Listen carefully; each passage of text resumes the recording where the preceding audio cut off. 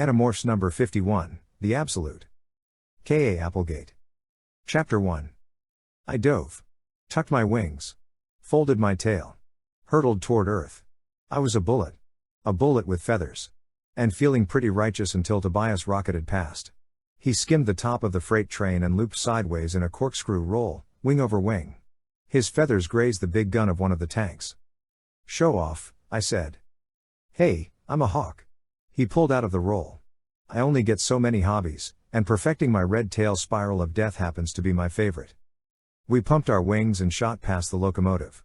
Two guys wearing bib overalls and ball caps sat inside. One, the engineer, I guessed, was driving while the other watched the track ahead. They weren't wielding Drakon beams. Or weapons of any kind. And they weren't paying any attention to the osprey and red-tailed hawk who dropped from the sky to spy on them. "They don't look like controllers," said Tobias. "Like that means anything." "Yeah. Everything looks normal," I said. "Well, except for the tanks." I wheeled. Scanned the line of flat cars. Nothing unusual. Nothing that wasn't supposed to be there. Still, something prickled at the back of my brain. Something didn't seem right. Battling aliens every day of my life has fine-tuned my already rampant paranoia. I powered my wings and caught up to Tobias and the locomotive. A beautiful thermal radiated up the side of the mountain. I fanned my wing and tail feathers and soared on the billowing jet of warm air. The freight train clattered below. One engine pulling a line of flatbed cars, loaded with military tanks. M1 Abrams. Yeah, M1 Abrams. I knew them as well as I knew my own PlayStation. All those hours playing Tank Commando had finally paid off. The M1s belonged to the National Guard. They were chained one to a flat car, their big guns rotated toward the back. And they were headed toward the city. Truck and Humvee convoys had been snaking into town for days. Battalions of National Guard soldiers from all over the state were bunkered in guard centers around the city. Now they were bringing in tanks. Axe had been monitoring all the local TV channels and the cable news networks, but nobody had mentioned a wide-scale urban training exercise. I couldn't find anything on the internet, and that she hadn't heard anything from their Yeerk sources, either. Tobias and I were here to do a little first-hand investigation. To find out if our state government had finally realized Earth was being invaded. To see if they were mounting a defense. Or to see if this was a carefully laid out Yeerk plan. Were all those National Guard troops controllers? Some of them, yeah. But all of them? We were talking thousands of soldiers. If they were all controllers, we were in big trouble. We were talking serious doo-doo. But we were betting they weren't. Hoping they weren't. Careful prior planning wasn't Visser One's usual mo. He usually jumped in with both feet and a lot of noise. And if the details didn't work themselves out, he just ripped a sub-Visser's head off and plowed ahead with his next maniacal plan. Besides, with a blade ship and a fleet of bug fighters at his disposal, the Visser didn't need a bunch of clunky tanks. On the other hand, Visser 1 had been pushing for all-out war. To wage war, you need an army. And if you need an army in a hurry, why not hijack an existing one? If the highest-ranking National Guard officers were controllers, Visser 1 could easily round up the rest of the troops for a mass infestation of host bodies. And if he got the tanks out of the way, non-infested troops couldn't use them against him. Chuck chuck chuck chuck. The freight train rolled along the tracks. It wasn't going all that fast for a train. About 10 miles an hour. Maybe 15 downhill. But it was plenty fast for sustained, level, Raptor flight. Tobias and I had started out over the engine, slipped back to the first flat car, then the second. Now we were somewhere near the middle and losing ground. My wing muscles ached, burned, and finally went numb. I wheeled again. Studied the train. Something still seemed odd. What was I missing? Nothing, Marco. There's nothing scary on this train. If there were, your raptor eyes would have seen it a mile off. You're just a paranoid freak. A paranoid freak whose wings felt like they were going to snap off if I didn't stop flapping them. This is stupid, I said. We want to know where the tanks are going, right? The train's not going that fast. Why don't we just land on one and find out? I dove toward a flat car in the middle of the train and swept over the top of the tank. My talons skidded across the big brass padlock on one of the top hatches. I locked them around a metal cargo cage, pulled my wings down, and hunkered against the bottom of the cage. Wind whipped the feathers on the top of my head. A shadow slid over me. Tobias latched onto the hull of the tank, behind a big metal ring. He hugged the metal. "Okay, this doesn't look too weird," he said. The train groaned down a steep hill. I turned my head. The column of tanks stretched out behind me, chugging through pine trees that towered above us on either side of the track. Sunlight filtered through the pine needles and flickered over the camouflage green of the tanks. I saw no other movement. No life forms, extraterrestrial or domestic. Normal. Everything looked. Wait. No guards. If this is a National Guard operation gearing up to fight aliens, wouldn't they have soldiers posted on the train? And if it's Visser 1, you know he'd have controllers crawling all over. 34 tanks, and nobody's watching them. Oh, I wouldn't say that, said Tobias. I turned my head. Another red-tailed hawk swooped around a curve ahead. Behind it, in formation, flew a squadron of golden eagles and peregrine falcons. We were definitely not alone. Chapter 2. The red-tailed hawk shot toward the train. The eagles and falcons followed, banking and diving above the tracks. They obviously don't have much flight experience, Tobias directed his private thought speak to me. They're upwind. Flying in formation. A flock of eagles and the falcons acting like fighter pilots, taking orders from a hawk. These are not ordinary birds out for an afternoon of joy flying. The eagles and falcons swooped past the locomotive and perched on the first tank. The red-tailed hawk hung in the air and watched the train pass under it. They hadn't seen us. Yet. Tobias slipped down the hull of the tank and crept underneath, into the dark cavern between the tank's tracks. Where he could see without being seen. But I was on top. On the turret. I couldn't move without catching the hawk's eye. I pressed myself against the floor of the cargo basket and watched. Waited. Hoped my gray and white feathers blended in with the camouflage paint of the tank. Right. We're talking about hawk vision here. No such thing as camouflage. The red-tailed hawk kited above the train. Examined each car, each tank, that passed below. So, who are they? I peered through the wire cage. 12 of them. 2 of us. Or should we be overly optimistic and hope it's James and his gang? James and his gang.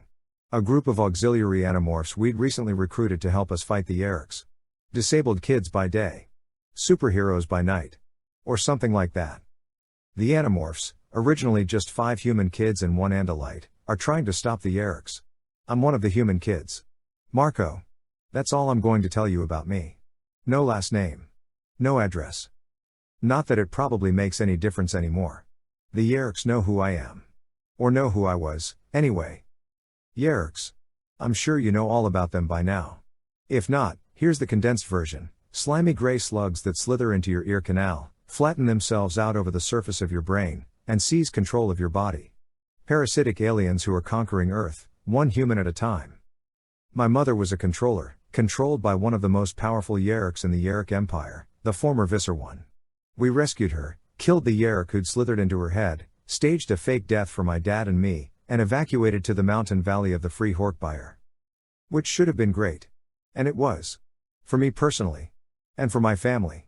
Okay, so we were on a never-ending camping trip with 7-foot-tall bladed aliens who rarely, if ever, bathed. And no, I hadn't seen an indoor toilet in weeks. But I wasn't complaining. I had my mom back. Had my family back.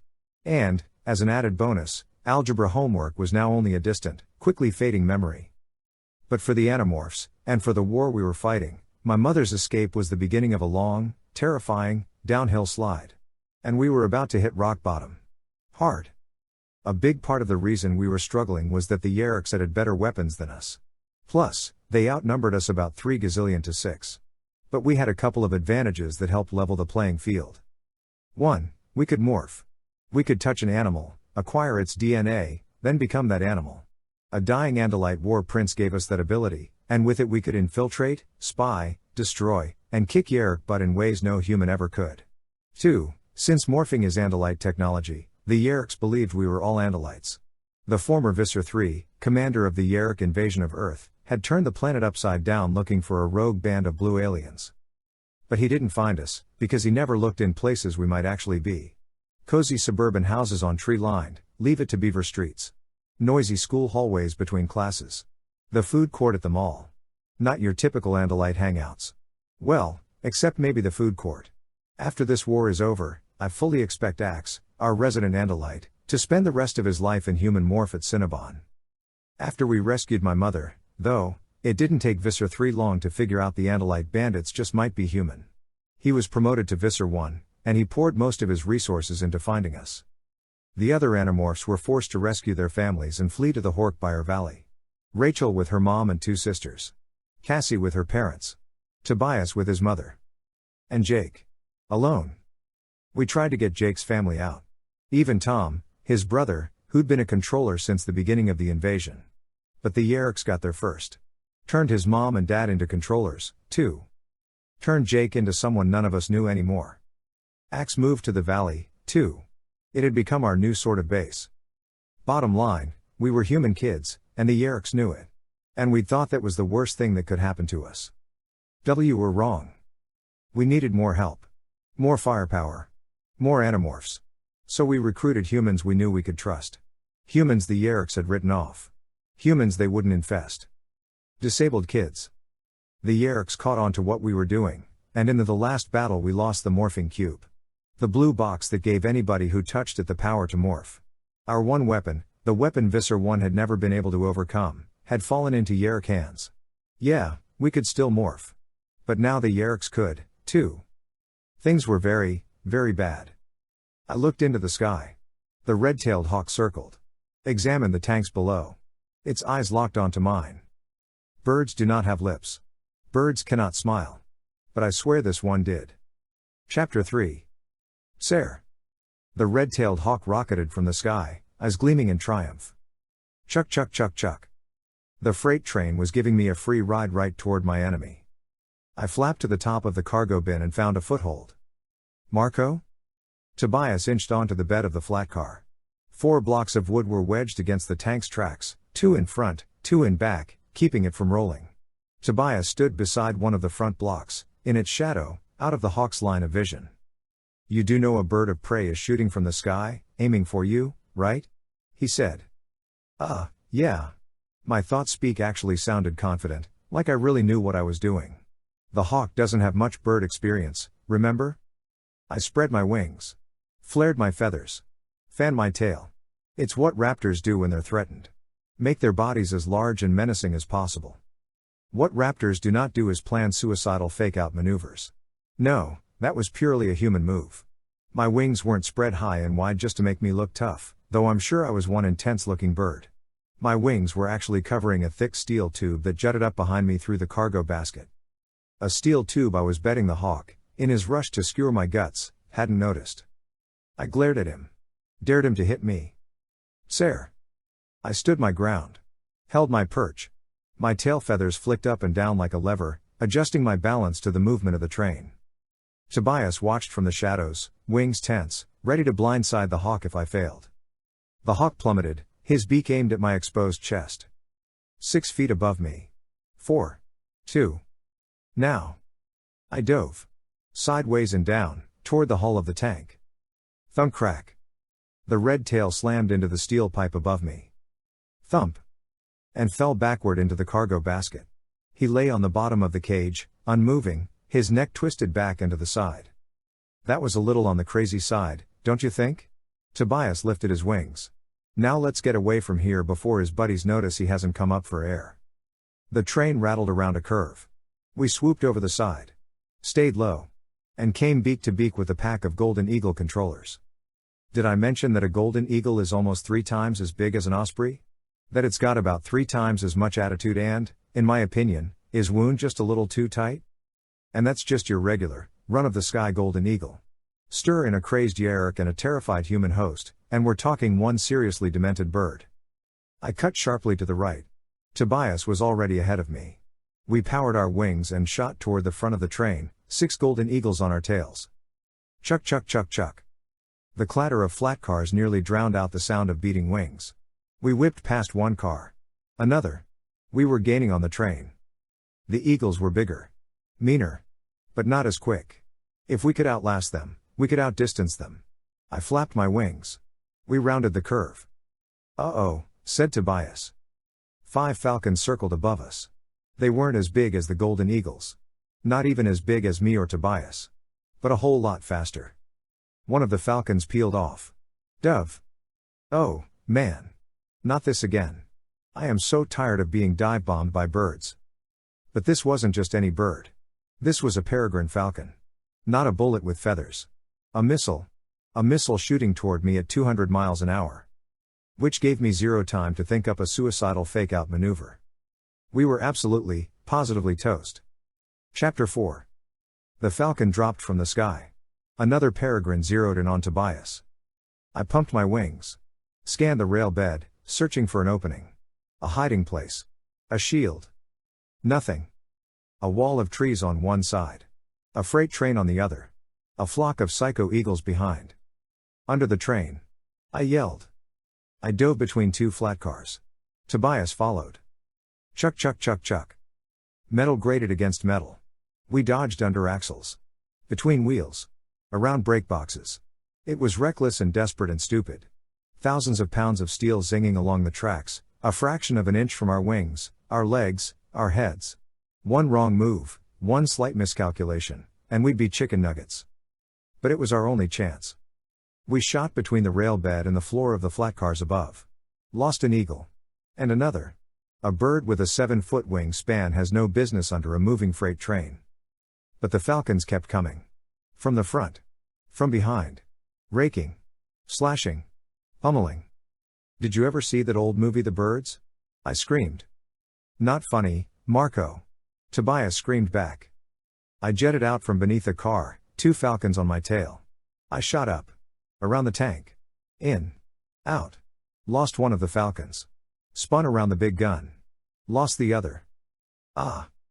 Talons the size of meat hooks clamped around my back, pierced feathers, then flesh, as a golden eagle plucked me from mid-flight. I thrashed. Tried to wrench free. My skin ripped beneath the eagle's vice-like grip. Claw scraped bone. The eagle beat its wings and rose above the train. I dangled from its talons like a helpless field mouse, twisting and writhing. Marco. Get your wings out of the way. A flash of brown. I tucked in my wings. Tobias swept under the eagle in a red tail spiral of death. His talons slashed the eagle's feathered legs. Here. The eagle screamed. Banked. Turned to face his attacker. But he wasn't as quick as Tobias, and he was weighted down by an uncooperative osprey. Sare. Tobias slammed into his throat. The eagle veered. Raked a talon at Tobias. My neck fell from its clutches. I spun, my butt clenched in one eagle claw, my head and shoulders flopping in midair, while Tobias and the eagle threw down above me. Tobias circled. In. Out. Over. Around. The eagle whirled and dodged. "Ls there a barf bag on this flight?" I said stupidly. Tobias ripped his talons across the eagle's back. The eagle lashed out, both feet open. I was free. I fell. Just plummeted toward the freight train below. Toward solid steel and jutting periscope housings. Fly. I had to fly. I focused. I pulled my wings up. Out. Air filled my wings, like I'd opened a parachute. Somewhere above me an eagle screamed. I had to circle. Get back to Tobias and help him fight off the eagle. I swept over the train. Around a tank. Marco, look out. Smack. It hit me from below. A falcon that came out of nowhere. I lurched backward, end over end. Thunk. And landed on the bed of the flat car. Chapter 5. I lay on my back, wings splayed across rough wooden planks, belly exposed. Wind whipped my feathers. The flat car swayed beneath me. The falcon circled above. Flapped its wings and climbed. Gained altitude for another hit. I closed my eyes. Shut out the clacking of the train, the screams of hawk and eagle. Ignored the crippling pain shooting through my body. Forced one image into my head, Marco. Healthy human Marco. I felt my feathers liquefy. Felt them melt and dissolve into my skin. My legs thickened. Shot out to human length. The armored plated scales covering them softened and smoothed into human skin. But I was still bird from the legs up, and I still couldn't move. Pain burned through my wings. I refocused the image, arms. Crunch. My wings straightened, stretched. The pain stretched, too. Longer. Thinner. Faded to a tingle, then disappeared as fingers popped from the ends of my arm wings. I flexed them. Opened my eyes. I jerked to the side. Kicked at the falcon. Talons skidded across my thigh and locked onto my flesh. The falcon squeezed a mass of muscle between its dagger-sharp toes and kept flying. Ah! A golf ball-sized chunk of meat was ripped from my leg. In human form, I could fend off the falcons. In human form, I'd survive. Well, I'd survive longer than I would as an osprey. But why volunteer for that kind of carnage? I crawled to the tank. Sat with my back against the hull. Shoved the human image from my brain and thought of a different one. Gorilla. Wanna bulk up? Forget bench presses and power shakes. Morph a gorilla. I concentrated. My chest and shoulders bulged. Stomach rippled. Biceps, deltoids, pecs. I was beefy. Buff. My hands grew to the size of catcher's mitts. My fingers swelled to sausages. Creak. Human bones thickened. Arms shot out. My skull shifted. Back, then up. My face flattened. Jaw jutted forward. My skin darkened to a glistening black, and waves of coarse dark hair swept down my body. I was Big Jim. I leapt to the hull of the tank. The falcon dove and raked my arm. Another swept over my head, talons bared. A golden eagle swiped at my face. But I was a gorilla. The eagle was merely an annoyance. A pest. As fierce as a mosquito but as easy to swat. I batted them away, like King Kong swatting airplanes from the top of the Empire State Building. I turned and scanned the rail bed. The trees had thinned. The ground was leveling out. We were getting closer to the city. Closer to Yeerk reinforcements. Tobias shot around a tank 3 cars back, a golden eagle breathing down his neck. 2 falcons buzzed and jabbed around him, taking whatever shots they could get. Tobias. I yelled. Time to bail. You think? He flapped. Banked. Dug beneath the train. The rail bed had been cut into the side of the hill. On one side the ground lay even with the bed of the flat car. Even with the tank's treads. 4 chains, as big around as my arm, ran from huge steel loops welded to the tank to more huge loops welded to the flat car, 2 in front, 2 in back. Each pair of chains crisscrossed and were locked down tight by giant steel buckles in the middle of each chain. Tools. I needed tools. Easy. I'd been to level 10 in Tank Commando. I knew where to get them. I leapt to the tank's hull. A big lockbox was built into the fender, the lid bolted shut with a brass padlock. Simply not a problem for a gorilla. I ripped the lock loose, the brass folding in my fist like Play-Doh. Banged open the lid. Yes. Axe. Shovel. Mondo huge wrench. Pointy chisel-looking bar. Sledgehammer. I pulled the sledgehammer from the box. Leapt to the back of the tank.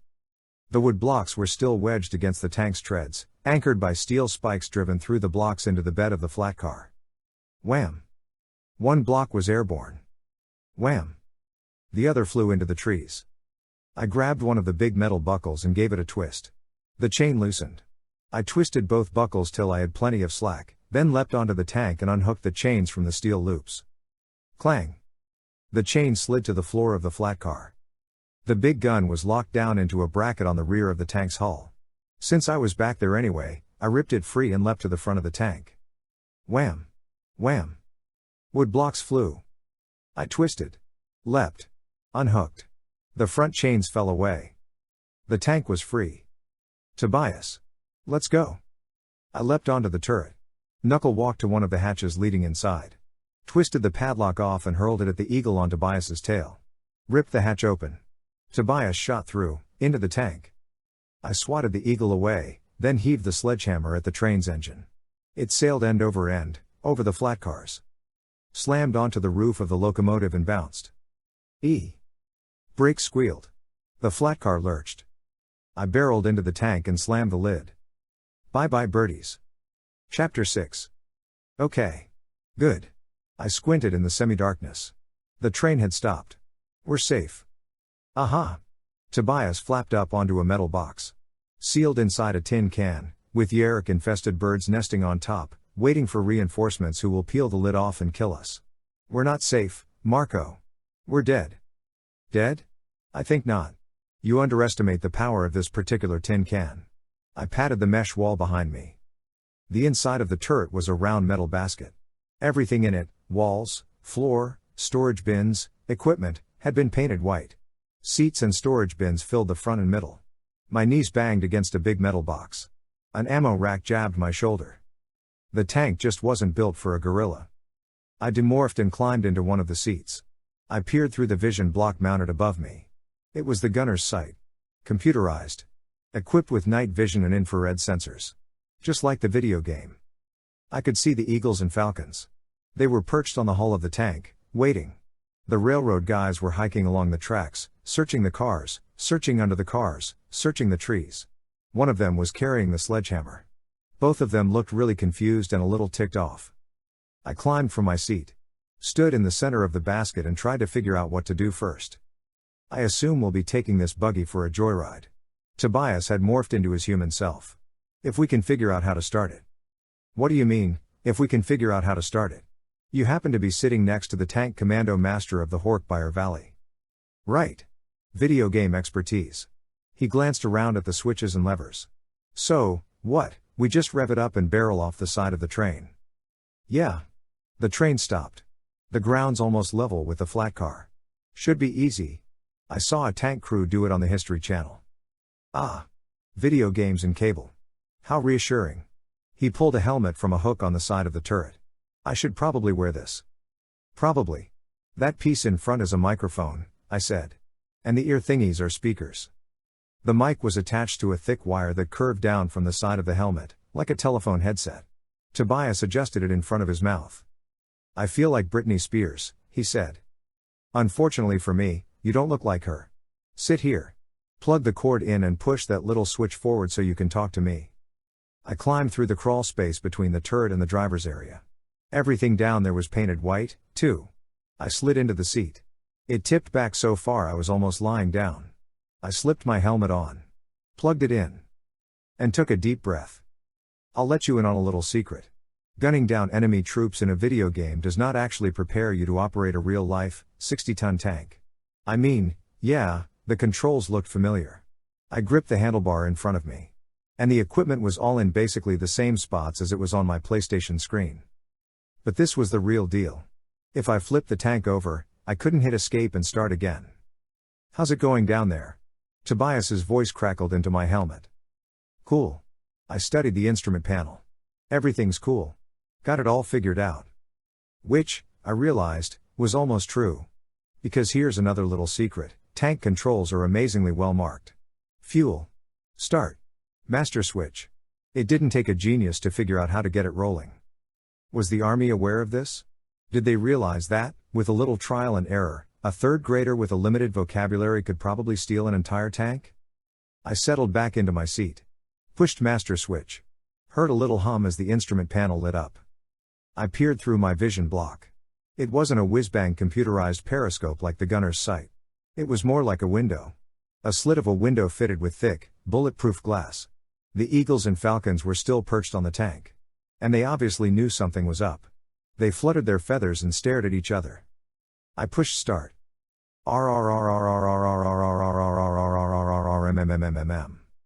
The engine spun up and fired.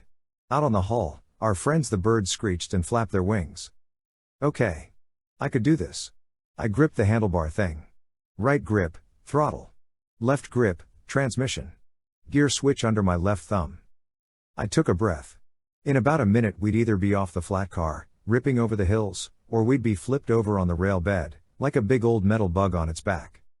I kept the transmission in neutral and turned the handlebar a sharp left. It was sort of like riding my bike. Sort of. Rev the throttle. The tank rotated sideways on the bed of the flat car. Its treads hung out over the edge, facing the cutout section of hill. I straightened the handlebar. Shifted to drive. Pulled back on the throttle. And we lunged forward into empty space. Chapter 7. The front of the treads rolled over the edge of the flat car, supported by nothing. I could see level ground ahead. I held the throttle steady. The tank tipped, nose down. The falcons and eagles bailed. They obviously had no confidence in my tank driving abilities. Marco? Neither, apparently, did Tobias. Woo-oomph. The tracks hit solid ground. The tank hung halfway on the flat car, half on the cutout part of the hill. Then the treads grabbed onto the dirt and pulled us from the flat car. We crawled across the cleared area next to the tracks. I found an opening in the line of trees, and we rattled off through the woods. Cake, I said. I was very impressed with the tank. And, of course, myself. The M1 clipped right along. It was a tank, but it could move. Anywhere. Up hills, over boulders, across ditches. I bounced along in the driver's seat. Bushes crumbled and disappeared under my treads. Okay, And a couple of trees, too. And the corner of a railroad storage shed. It took me a while to get used to the steering. The bird controllers had settled back onto the tank, their talons locked around hinges and handles, their wings bowed down against the hull. My helmet crackled. "Call me crazy," said Tobias, "but when we abort a mission, I don't think we should bring the Yeerks home with us." I heard a rattle above and behind me. The tank's big gun whipped to the front of the tank. Knocked a golden eagle out cold. He fell from the tank. The gun swung to the rear and then around to the front again. The other birds took to the skies. "Tobias? That was you, wasn't it?" "Yeah. I found an operating manual back here. Pretty dry reading, but there's some stuff in it we can definitely use." We thundered across a clearing. Slogged through a stream. Climbed the steep bank on the other side like it was downhill. Rattled through the underbrush and back into the trees.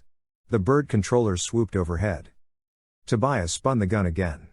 The eagles and falcons screeched and flapped toward the sky. I thundered along, the turret basket whirling inches behind my head, trying not to get the gun tube stuck in the side of a hill or caught in a tree. Trying to keep my eyes focused through the vision block. The woods flashed by in a blur. Thun! The tank tipped sideways. Kept rolling. Thumped back to level ground. "This is way cooler than a tank sim," said Tobias. "Think Jake let us keep an M1 up in the Marco. Watch out." "Watch what?" "I can't see very well." "I know. But I can." "Stop. Stop." I pushed down on the brake. The tank jerked to a stop. I bounced forward, then back. I peered through my vision block. And all I saw was sky. Acres and acres of empty air. We'd left the woods and were perched on the edge of a cliff overlooking the interstate. The falcons and eagles had disappeared. Smart birds. My helmet sputtered. Marco? Does this thing have reverse?" I glanced at the gear switch. "Yeah." I pressed the switch with my thumb. Gave it gas. The tank started to roll. Forward. "Ah!" Tobias screamed in my ear. I slammed on the brake. The tank stopped. Chunks of earth crumbled beneath the treads and plummeted from the cliff. "Not reverse," I said. "No kidding." I pressed the gear switch again. Twisted the throttle toward me a fraction of a centimeter. The tank inched backward. I cranked the throttle. Back to the edge of the woods. Sat in the shadow of the trees and let the tank idle. The cliff was a hill the highway department had blasted through when they built the interstate. It sloped down on either side till it was level with the road. I cranked the handlebar. Turned the tank. We thundered down the hill. I turned again. Plowed through the ditch and up onto the highway. Marco? You sure you know what you're doing?" Tobias said. "Sure. This puppy can do 65, no sweat." "Yeah, 65 in the wrong direction." I stared out at the highway. It was divided, with a concrete barrier between the two sides. And our side was going the wrong way. Not much I could do about that but keep going. And hope the other vehicles were smart enough to get out of the way. They were. A brand new Lexus shrieked off to the side of the road. A rusty old pickup filled with wood planks followed it. A minivan driven by a soccer mom skidded after them. An SUV driven by a guy in a suit swerved right behind. So far, everyone was working with us. Except for the 18-wheeler. It kept on barreling toward us. I slowed down. Veered toward the shoulder. Plowed over a bank of road signs. Veered back onto the highway to avoid a stalled-out Jeep. Still the truck bore down on us. We were close enough now so I could see the driver's face. He was smiling. No, he was laughing. "Is the guy a total idiot?" Tobias cried. "He's playing chicken with a tank." "A tank?" "He is bigger." "Yeah? Well, we're better equipped." The big gun rattled. Swung to the right. "You can't shoot him, Tobias." "He doesn't know that." The cannon rattled again. Up, this time. Straight at the truck's window. The trucker's smile froze. He cranked his steering wheel and swerved into the next lane. "That'll learn him," I muttered. Chapter 8. Jake frowned. "So, where did you leave the tank?" Tobias and I looked at each other. We were back in the Hork-Bajir Valley, seated around the campfire outside my parents' cabin. Crickets hummed. The setting sun bathed the valley in amber rays. Champ, Tobias's mom's dog, drowsed at our feet. It was peaceful. It was nice. It was a council of war. The Joint Chiefs of Staff were all present. Me, Tobias, Rachel, Cassie, Jake, and Axe. And, since we'd moved to the valley, we'd added 2 more members. Toby, the Hork-Bajir seer. Seer, meaning smarter than the average Hork-Bajir. Meaning 2 plus 2 actually held some meaning for her. So did quantum physics. The second new member was my mom. The tank. I took a breath. Well, you know Chapman's house? Nice 2-story? Jake sighed. How many stories is it now? I glanced at Tobias. 0? But the back deck will give Chapman a nice supply of firewood this winter. It's already piled up for him. Tobias smiled. Too bad he doesn't have a fireplace anymore. Excuse me? Said Rachel. You flattened Melissa's house? She stared at me. She and Melissa Chapman used to be friends. Back before Melissa's dad became a controller and Rachel became an Animorph. She turned on Tobias. And you went along with it? Whoa. Down, girl, I said. You're just mad because you didn't get to drive a tank. Nobody got hurt. Nobody was home. Not even Fluffer McNutter or whatever that stupid cat's name is. Fluffer McKitty, she said. Oh. Excuse me. Fluffer McKitty. That's so much better. Anyway, they're all fine. Melissa, her parents, her cat. Tobias nodded. They're just, well, homeless. Rachel shook her head. Looked to Jake to back her up. Jake said, nothing. We waited for his reprimand. For his poorly concealed amusement. For his, that's not exactly what I meant by low profile, Marco. All the normal Jake stuff. The fire popped. Somebody's nylon jacket squeaked.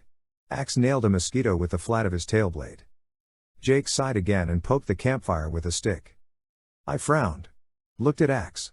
He shrugged, one of the many human gestures he'd picked up. Since we'd moved to the valley, Jake had been on autopilot. I didn't know how to talk to him anymore. This was Jake. My best friend since 2nd grade, and I couldn't even have a superficial, meaningless conversation with him. Let alone try to get into his head. Part of it was me. My guilt. Yeah, big news flash, call the Associated Press, Marco feels guilty. Well, wouldn't you? My family was safe, recovered, together, while Jake's had been torn away from him. There was only a very slim chance he'd ever get them back. But that wasn't exactly why I felt guilty. I felt guilty because I was so happy. Happy my mom was back. Happy that she and my dad were still nauseatingly in love. My best friend had lost everything that had ever meant anything to him. Meanwhile, I practically had to tie myself to a tree to keep from running up and down the valley, arms spread wide, belting out show tunes. I glanced at Cassie. She sat on top of the old picnic table axe and I had found and dragged to the camp. She sat away from the fire. Away from the whole group. I figured if anybody could get through to Jake, Cassie could. I mean, she's Cassie, for Pete's sake. But since our last mission, since the Yeerks had stolen the morphing cube, Jake was more distant from her than from anybody. Distant? Actually, where Cassie was concerned, Jake had completely closed down. Like an iron door had slammed shut. But did you get any information? Toby looked at Tobias, then me. She was crouched in the grass, the light from the smoldering logs intensifying the fire in her Hork-Bajir eyes. Did you discover anything useful? Tobias scratched Champ's ears. You mean before we stole government property, endangered innocent motorists, and leveled a moderately priced suburban home? Yes. She nodded. Well, we did manage to get a good look at the train, I said. The National Guard wasn't moving those tanks. Not the regular, uninfested National Guard anyway. The uninfested National Guard. Jake nodded. Stirred the fire. We've been assuming there still is such a thing. He turned to my mom. Eva, is there any chance we're wrong? No. Mom shook her head. If Visser 3 had taken over the National Guard while I was Visser 1's host body, I'd have known about it. What am I saying? Everybody would have known about it. Visser 3 would have made sure. What about since then? Said Jake. Since he was promoted to Visser 1? No. Mom shook her head again. Not enough time. We're talking thousands of soldiers, spread out over the entire state. And they're not on active duty. They're weekend warriors, so most of the time they're not even with their units. This is a huge operation. It'd take months to plan, months more to execute. Okay. Jake paced. Poked his stick at the fire. With all the troop movement over the last few days, we can assume the planning stage is done. So I'm assuming the execution stage is beginning. We can also assume at least some of the highest ranking officers are controllers. Otherwise, the Visser wouldn't be able to get all those soldiers into the city. They'll all be infested. Soon. We can't let that happen.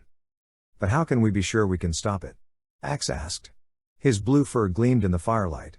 Even with James and the other new Animorphs, are we big enough? No. We're not. We need help. Pace. Pace. Poke. So, we split up. One group is the in-your-face group. Jake glanced at Rachel. That group creates a diversion with the National Guard troops. Keeps them away from the Yeerk pool as long as possible. They're stationed all over the city, so we'll have to keep moving to hit all the bases. But it'll also split Visser 1's resources, trying to stop us. It'll keep him busy. Buy us some time. We have been planning to liberate the group of Hork-Bajir that guard the sharing headquarters, said Toby. We can be ready to go in the morning. Good. That'll be one more fire Visser 1 has to put out. Group 2 will be smaller, quieter. They'll need to show a little more finesse. Finesse? Rachel shot me a sideways look. Oh, yeah. Some of us are so good at that. We'll have to be, said Jake. Because only one person has enough authority to stop the movement of National Guard troops. The governor. Group 2 has to travel to the capital. Get to the governor somehow. Convince him to work with us. I'll go, Cassie said. No, Jake replied, practically before the words were out of her mouth. Cassie froze. Stared at him. Jake didn't even look at her. Instead, he gave me a sarcastic half-smile. A glimpse of the old Jake. If anybody can handle a politician, it's Marco. And Tobias can get to the capital without getting lost. We also need to make sure the governor isn't a controller, and Axe is the most qualified to judge. So that's the second group. Marco, Axe, and Tobias. That's when he finally looked at Cassie. Locked his gaze on her. I can trust them, he said. Silence. Jake turned back to us and continued, I'll be with Group 1. Rachel. Cassie. Toby and some of her people. James's group, too. We'll try to stir up some major chaos before midnight. Marco, you need to reach the governor sometime tomorrow. Doesn't matter exactly when, just get there. He stopped pacing. Stopped poking the fire. Looked at me. At Axe and Tobias. I know this sounds melodramatic, but we can't fight this war alone anymore. We need the authorities on our side. If the governor is free, you have to find a way to convince him. If he's a controller, well, we'll have to figure out plan B. Oh. Well, I said. As long as there's no pressure. And try to keep things down. We don't need Visser 1 figuring out what we're up to. The half-smile again. I'm counting on you guys to be cool. And to handle this the best way you know how. Be cool? Handle this? Marco? Rachel shook her head. We are in serious trouble. Chapter 9. Wed slapped at our faces. Mud sucked at our feet, well, 2 of us anyway. We waded into the swamp and crouched behind a stand of cattails. Me, Axe, Tobias perched on Axe's shoulder. Group 2. The ones with finesse. We were at the gardens, in the wetlands section that divided the zoo from the amusement park. The sun was rising behind the Ferris wheel. An early morning fog rose from the water. Birds filled the big, marshy pond. Ducks, geese, swans, pelicans, cranes. Flamingos. Hey, said Tobias. We can morph lawn ornaments. The capital was over 200 miles away. The fastest way to get there was by air, and our normal bird of prey morphs wouldn't do the job. We needed distance flyers. Ducks. Our plan was to get in, acquire the necessary DNA, and get out before the gardens opened for the day. And at the edge of the water, near our cattail hideout, swam a family of mallards. We hunkered down and waited for them to drift closer. Anybody know the best way to catch a duck? I whispered. Axe peered through the cattails. I have been observing these animals very closely. His main eyes studied a group of ducklings, while his stalk eyes followed a big male duck that bobbed near the cattails. They are quick and agile, but they spend a great deal of time with their heads underwater. They're eating, Tobias explained. Ah. Axe nodded. You see how much safer and more efficient it would be for them if they fed through their feet? Capturing a member of this species while its front half is submerged should be relatively simple. Simple. Right. When was the last time anything in our lives was simple? The male paddled into the cattails. I could tell he was a male, a drake, by his shimmery green head, his cinnamon brown chest, and the band of white that divided the two like a necklace. In the duck world, the boys get to be the pretty ones. All the girl ducks were a drab, splotchy brown. The drake swam closer. Dipped his beak into the water. I raised my arms. Slowly. I tensed, ready to grab him as soon as he dove for food. Sploot. Something heavy and wet landed on my head. Part of it slid down my face and latched onto my cheek. "Gree deep," said the heavy, wet thing. "Great." I lifted my hand. Started to shove it off. The drake drifted closer. I froze. "Marco, do you realize that there is a large amphibian on your head?" "It's a bullfrog, Axeman," said Tobias. "Gree deep," said the frog. The mallard turned. Watched me. Paddled away. I poked the bullfrog. "Oh, man." I groaned. "I think it just peed on me." I started to poke him again, then stood very still. One of the female mallards had paddled into the cattails. She nipped at something in the water. Floated. Nipped again. Plunged her head beneath the surface. Her bottom bobbed on top. I lunged. Grabbed the duck around the middle. Held her wings tight to her body and pulled her from the water. She thrashed and quacked. The other duck squawked and flapped away. I turned toward shore. The frog slid down my face and over my eyes. I flung my head, tried to shake him loose. Kept my grip on the duck. Reeled blindly in the water. Cack. The duck let out a cry and wrenched a wing from under my grip. Beat it against my arm, my face. Lashed out with her feet. You think just because they're webbed, duck feet don't have claws? They do. And they're sharp. 2 kicks shredded my forearms. Ah! I screamed. The pond erupted in quacks, honks, and screeches. Water sprayed over me. Cattails sliced at my face. The bullfrog stayed planted on my head. I stood totally still and concentrated on the duck in my hands. On the duck that was kicking, flapping, flailing. I had to focus. Had to acquire it before it got away. Cack. Something small, hard, and sharp clamped down on my nose. Ah! I screamed. The duck had bit me. She gave one more major thrash and slipped from my hands. Cack. Her wings beat against my face as she flapped away. Gree deep. The frog leapt into the cattails. "Oh, now you decide to leave," I said. I slogged toward the bank. "Stay still, Marco. I believe I have one." Axe vaulted into the pond in a beautiful, perfect arc, his andalite form clearly outlined in the morning sun. "Daddy, Daddy. Look. It's a unicorn." I whirled. A little girl was pulling her dad toward the duck pond. A group of grade school kids on a field trip jostled along the sidewalk behind them. "The park's open," I yelled to Axe and Tobias. "Let's get what we came for and get out." "A blue unicorn, Daddy. Look." "There's no such thing as a unicorn, sweetheart. That's it's an antelope."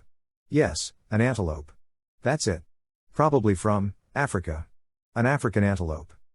Axe, the blue andalite/African antelope, splashed through the water, chasing the mallard. Ducks and geese quacked, honked, and thrashed over the pond. I sloshed after him, into the path of oncoming birds, trying to nab one as it flapped by. I could hear the field trip kids shouting behind me. "Hey, what's that kid doing in the water? Looks like he's target practice for those birds. Can we go swimming, too, Mrs. Duncan, please?" I dove. Axe lunged. Ducks skidded across the water. "I'll handle this," Tobias said. He took to the sky and circled. Spilled air from his wings and dove. Swooped over the water and landed easily on a mallard's back. The duck squawked and splashed and tried to fly away. Tobias sank his talons into its feathers. The duck relaxed. It had fallen into an acquiring trance. "Marco. Your turn," said Tobias. I splashed out to the duck. Grabbed him around the middle. Pressed my hands against his feathers. Had to start acquiring him before he snapped out of it. I shut out the squawks and squeals around me, the shouts and laughs from the shore. Concentrated on the duck. "Axe. You ready?" I sloshed toward him, duck in hand. Axe reached for it. "And a light." I spun.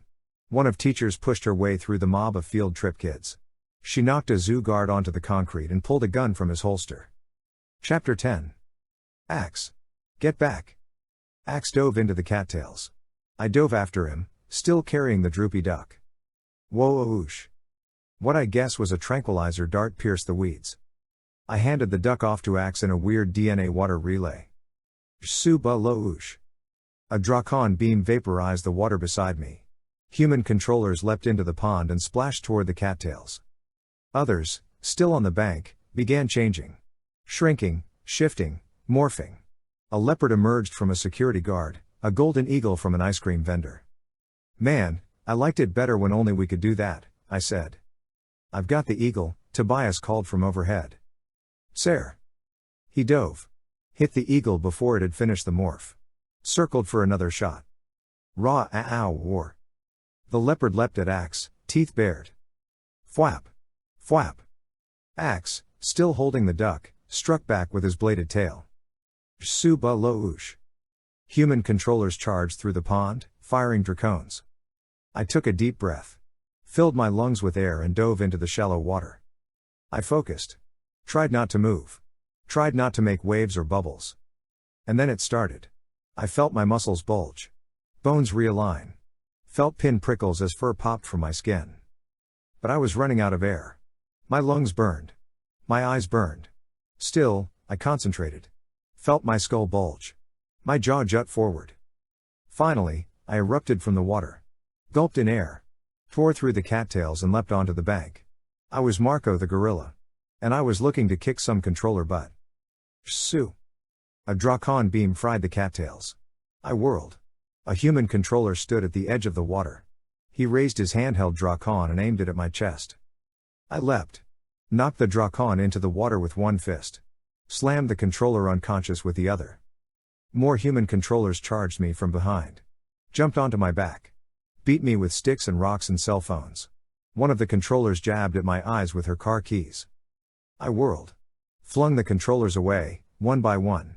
One by one they sailed over the sidewalk and crash. Flattened a slush stand. Honk. Honk. A goose flapped up from the pond. It flew low, straight at me. Another controller? I lifted an arm, ready to swing. Ready to fend off its claws and beak. But the goose just continued to beat its wings. It flew over my head toward the zoo. Not a controller. Just a goose. This was insane. Birds were starting to make me jumpy. The battle had spilled into the amusement park section of the gardens. Tobias and the eagle were locked in aerial combat above the roller coaster. Axe galloped toward the merry-go-round. The leopard lay beside it, trying to drag itself underneath on 3 legs. Axe stood above the leopard, tail blade poised. Raw ow war. Axe. Watch out. A cougar vaulted from the top of the merry-go-round. Sunk teeth and claws into Axe's back. Fwap. Fwap fwap. Axe's tail blade lashed out. Whoosh. Another tranquilizer dart shot past my head. Rippled the fur on my shoulder. I wheeled.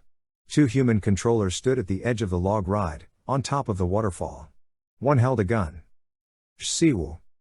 The other wielded a dracon. I knuckle leapt toward the log ride. Siwu. The concrete beneath me exploded. I bounded over the wooden fence that separated the log ride from the sidewalk. Climbed through the synthetic jungle up the man-made mountain. I was a gorilla. This was my territory. Okay, so the jungle was fiberglass and plastic, whatever. I tore through it anyway. Reached the top of the waterfall in 15 seconds flat. The controllers stood on the edge of the man-made river, peering out over the park. I ripped through a tangle of fake vines and leapt onto the edge of the river way. Ah! They screamed. I hammered. Bam! Bam! Spo la o oosh. They plunged into the river. Ah! And shot over the waterfall. Here! A golden eagle scream. I was above the roller coaster, and I could see down over the track, where an eagle and Tobias were still at it. The eagle screamed again and pummeled Tobias. Tobias fell, one wing flapping, the other hanging limp at his side. He spiraled. Down. Down. Tobias. Thump. And landed on the elevated track of the roller coaster, in a dip at the bottom of a steep hill. A roller coaster car filled with passengers clanked up the other side of the hill. Get up. Tobias, get up. I bounded along the edge of the fiberglass river. The eagle hurtled toward Tobias, ready to finish him off. The roller coaster car reached the top of the hill and shot down the other side. It picked up speed as it traveled. Passengers squealed and flung their arms above their heads. Tobias fluttered his good wing. His body flopped pitifully against the steel track. He was too weak to get out of the way. It was too late. Tobias. No. Chapter 11. Here. The eagle plummeted. The roller coaster car shot down the tracks. hurtled toward the badly injured body of my friend. Tobias. I skidded down the side of the waterfall, from tree to vine to bush. The eagle was directly above him now. The roller coaster car almost on top of him. Wooyoomph. What the? The roller coaster car slammed into the eagle. Brown and golden feathers spewed over the passengers. Ah! Women screamed. Kids cried. Men shouted. But I wasn't interested in the passengers. More brown feathers flashed below. Then, a red tail. A hawk had dropped through the bottom of the elevated tracks. Tobias? He flapped and swooped toward the sky, both wings strong and healthy. What happened? I asked. No big deal. He climbed above the tracks. I just stole your suicidal fake-out maneuver, that's all. That's all? Can a gorilla have a heart attack? Because I think I'm having a heart attack. I'm not breathing right. You know that was completely insane, don't you? Insane, yes. But it worked. He flapped over the waterfall. Where's Axe? Bang. Clank. A tram car rocked and swayed overhead, on its way from the amusement park to the zoo. Wham! The door banged open, and Axe leapt out, a cougar wrapped around its neck. They dropped, a ball of cat and alien, free falling to earth. Axe began shrinking. His blue fur melted into a shimmering swirl of green and chestnut feathers. His stalk eyes shriveled. His front legs dissolved. His back hooves flattened and webbed out as his arms broadened into wings. He slipped from the cougar's grasp and flapped toward the sky. No. The cougar's thought-speak echoed through the park. He writhed, twisted, tried to get all 4 feet beneath him. He dropped through the trees into the Siberian tiger exhibit. Ow. Big kitty battle cries erupted from the pen. That should keep him busy for a while, said Tobias. He and Axe landed beside me in the man-made jungle. Tobias went mallard. I demorphed, then concentrated on the duck. I'd morphed birds before. A seagull. And an osprey, of course. The osprey and mallard were roughly the same size.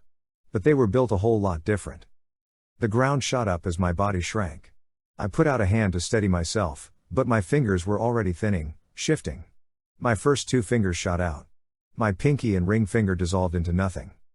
Splo-o-oot. My bones snapped, realigned, and became hollow. Internal organs moved, reformed. New ones sloshed into existence. My shoulders shifted up. My hips shifted back. My whole body tipped forward till I was lying on my face. Well, this is comfortable, I said. My mouth and nose melded together and jutted into the ground. My nostrils slid to the top, and my neck shot straight out, scraping my nose/mouth combo through the dirt. The combo flattened out. Hardened into a long, broad bill. Ska-oo-ra-each. Orange scales shot down my legs. Claws erupted from my toes, and the skin between them webbed together. I was a duck. Short, squat, steady. Alert. Tense. A little skittish, maybe, but ready to stand my ground, to defend my territory. In your face, if I had to. And, this part is gross, suddenly overcome by a craving for mosquito larvae. Yoo-yoo. I shuddered and tried out my new mallard voice, quack. It didn't sound right. Too low. Too raspy. I tried again. Quack. Quack quack quack quack. I think we acquired a defective duck, I said. My quack's not coming out right. I know a little something about birds, said Tobias. And when it comes to mallards quacking, the females are better at it. Ah. So it's a trade-off. A pretty face. I tilted my shimmering green head. Or a big, full-bodied quack. The quack's not the big problem, said Tobias. What I'd really like to know is, who thought up this leg/tail arrangement? He waddled between 2 fiberglass trees. Look at my butt. Ah, thanks, Tobias. I think I'll pass. Seriously, he said. I'm sure it's great for swimming, having the motor in the rear like that, but walking? My legs are so far apart my whole back end bobs up and down every time I take a step. Up and down. Side to side. Like a duck? Yeah. It's humiliating. He swept a wing over his flat duck bill. And this is just wrong. Tobias, you've been a hawk way too long. I lifted my wings. Let's go find the governor. Chapter 12. I pushed off with my feet, flapped my wings, and sprung straight into the air. Through the trees. Above the waterfall. Hey, this is cool, I said. No long, running takeoffs. No flapping along the ground. When the duck wants to be in the air, he's in the air. Tobias and Axe followed, and we flew over the gardens. 3 identical ducks, morphed from the same DNA. A flock of seagulls flitted about the food court. We watched them. Listened. 2 of the birds suddenly took to the sky. Controllers? We beat our wings and veered away, looking for a place to land. A place to defend ourselves. The gulls dove for a Frito bag lying behind a trash can. Not controllers. Just hungry scavengers. We headed back on course. I don't believe I'm saying this, Tobias. But I can almost sympathize with Visser 1. Now we know what he's been going through all this time. Dodging every animal he sees, thinking the boogeyman and morph is lurking around every corner. We decided 3 ducks flying by themselves looked a little conspicuous, especially to controllers who were probably looking for 3 ducks flying by themselves. So we hooked up with a flock of mallards heading in the direction of the capital. We leached onto the back of their V formation, and flapped off over the mountains. This wasn't sleek, soaring raptor flight. With our round heads, long necks, and plump bodies, we looked more like bowling pins with wings. I was the Energizer bunny with feathers. The Energizer birdie. I flapped and flapped and flapped. 50 miles an hour on a straight, level flight. Here's a question, I said. Why haven't we morphed ducks before? All those times we had to fly long distances, like trying to keep up with the train yesterday, Tobias. Or that time Jake got his guts squashed on the ceiling when we were stowing away in fly morph on an airplane. Why didn't anybody say, long distance? Let's go duck? Yes, Axe agreed. This is a useful morph. I'm not tired after quite a bit of time in the air. Exactly. Plus we're flying in formation, and it looks normal. None of that bird of prey stuff where we have to fly miles apart and pretend we don't know each other. No offense, Tobias. I like swooping and gliding and riding the thermals as much as the next raptor, but every bird can't be a fighter jet. Sometimes you need a steady, reliable 747. I scanned the rocks and treetops below. The duck had decent eyesight. It didn't have binocular vision like an osprey, so I couldn't judge distances very well. I couldn't scope out a fish from half a mile away and know exactly when to dive and at what speed and where to plunge my talons into the water to catch it. But hey, the mallard didn't need that kind of information. Mosquito larvae and barley seed don't move very fast. We left the mountains behind and flew over fields and rivers, highways and small towns. We took a mid-morning pit stop on a marshy farm pond, then the flock headed back to the sky. We flew high to take advantage of a nice tailwind and reached the outskirts of a city just before noon. A large white dome gleamed in the distance. This is it, I said. I recognized the capital from our 3rd grade field trip. A domed building? Axe's thought speak was filled with awe. He has a thing for domed roofs. Excellent living quarters. Well suited for an important government leader. That's not where he lives, Axeman. It's just where he works. And it's Saturday, said Tobias. So chances are, he's not there. So chances are, he'll be at home, I said. Which is? I didn't say anything. Axe let out a raspy quack. We traveled all this way, and we do not know where we are going? No big deal, I said. We've got finesse, remember? We'll ask directions. We discreetly peeled off from the flock and landed in a big mud puddle behind a truck stop. Axe and Tobias dabbled in the water. I waddled across the gravel to the men's room, waited until it was empty, and demorphed. I circled to the front of the building and went inside. A skinny woman with teased orange hair sat behind the cash register, leafing through a magazine. Hi, I said. I'm from out of town, doing a little sightseeing, and I'm wondering how to get to the governor's mansion. She didn't look up from the magazine. Beats me. The governor's never invited me over. She flipped to a page of makeup tips. I wandered through the side door to the truck stop's diner. None of the waitresses knew where the governor lived. They hollered back to the kitchen, but the cook and the dishwasher were clueless, too. Thanks anyway, I said. I headed toward the door. Need directions? I turned. 2 bikers were eating lunch at the counter. The big one was looking at me. He bit off a mouthful of burrito and watched me as he chewed. Did I say he was the big one? I take that back. He wasn't big. He was huge. His left bicep was bigger than my whole head. His body nearly swallowed the stool he was sitting on. He wore a bandana around his head and a leather jacket with the name Chopper embroidered across the back. Chopper picked something from his teeth. Did a drywall job there once. At the governor's mansion? Yep. The governor's a real nice person. That job got me back on my feet. He pointed his burrito at the front window. This highway out front here? Take it east till you come to the cloverleaf. I nodded. Tobias would know where east was. Then head north, he said. About a mile and a half. Governor's mansion sits on a bluff overlooking the river. You can't miss it. Freaky looking place with towers and little balconies. Like something straight out of the Addams Family. Chapter 13. We'd followed Chopper's directions. We found the governor's mansion and landed in the shrubs in the middle of the circular drive at the front of the house. We demorphed and were now staring at the front door, trying to figure out how to get in. I peered through a gap in the bushes. Thorn bushes. I hadn't noticed the thorns when I was standing underneath them as a duck. But now I was human, and I noticed.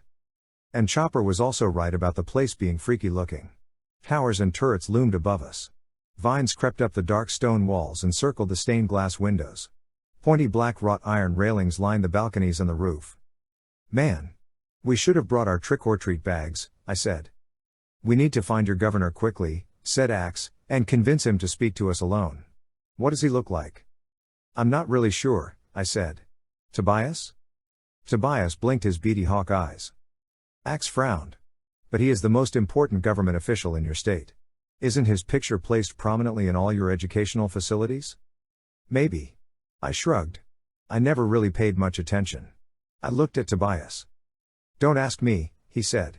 My education has taken place mostly outside the established facilities. Axe studied Tobias, then me. He shook his head, puzzled. Perhaps it will not matter. Once we are inside, we will most likely hear someone call him by name. He narrowed his stalk eyes. You do know his name?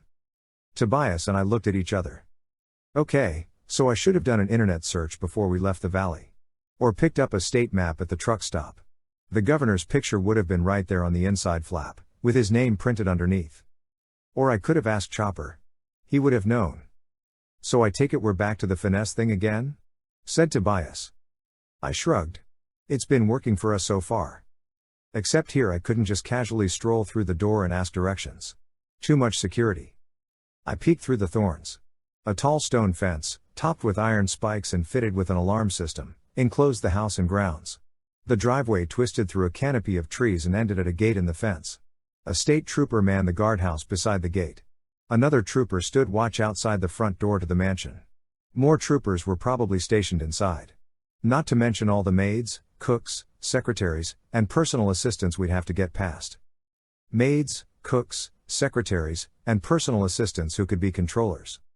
We use our fly morphs, I said. Buzz past the guard and into the house. Nobody'll notice us. Perfect, said Tobias, if we were looking for garbage cans and bathrooms. It's just a guess, but I doubt he'll be spending large amounts of time in either of those places. We could fly around that mausoleum all day and never run into him. Axe snorted. Or recognize him if we did. Okay. We deserved that shot. I let it go. Well, whatever we do, we have to stay small, I said. We can't let anybody see us except the governor. We went over our list of possible morphs. Rat? Same problem as the fly, only worse. We'd be more likely to be seen. And exterminated. Flea? Blind and deaf. And not very mobile unless we caught a ride in somebody's hair. Plus who wants to put up with the overwhelming need to suck blood? Wolf spiders? I said. People see spiders and go insane, said Tobias. I don't want to end up on the bottom of somebody's shoe. So, what, then? Bat? Chimpanzee? Inconspicuous, friendly-looking Hork-Bajir? What else have we got? We have a very large black automobile, said Axe. He pointed toward the guardhouse at the end of the drive. A stretch limo had stopped at the gate. The guard checked his clipboard and motioned the driver through. The limo crunched up the winding drive toward us and pulled into the circle in front of the door. The driver got out, said something to the guard at the front door, then stood by the limo, waiting. He's not here to pick up the butler, I said. The governor must be going somewhere. Somebody with finesse would probably go with him, said Tobias. I nodded. Yup. Chapter 14. Run. It was the only thought in my little cockroach brain. Run. Out of the light. Now. I skittered across the pavement toward the long, dark shadow beneath the limo. Every tiny black hair on my cockroach body trembled. Every nerve cell stood at attention. 2 other cockroaches, Axe and Tobias, darted alongside me. The beauty of being a cockroach, well, relatively speaking, is that suddenly you're Superman. You can be dropped, drowned, blown up. But do you die? No. You simply dust yourself off and scurry away. Get sprayed by a little insecticide? Not a problem. Cockroaches adapt to bug spray. If you are a cockroach, you are nearly indestructible. And indestructible was exactly what we needed at the moment. My 6 legs motored over chunks of gravel that, to my bug body, were the size of garbage trucks. Through cracks in the pavement that were like canyons. My complex eyes shattered the world around me into thousands of tiny images. But I couldn't stop to piece the picture together. The cockroach recognized light and dark. And it wanted dark. Woomph. Woomph. The ground quaked. Footsteps? The cockroach brain didn't have time to wonder. It just propelled my legs. Out of the light. Into the shadow. Darkness. Yes. I was under the limo. My nerve cells relaxed. The roach brain released its grip on the crunchy little roach body. But only for a second. Wham! I didn't hear the noise as much as feel it.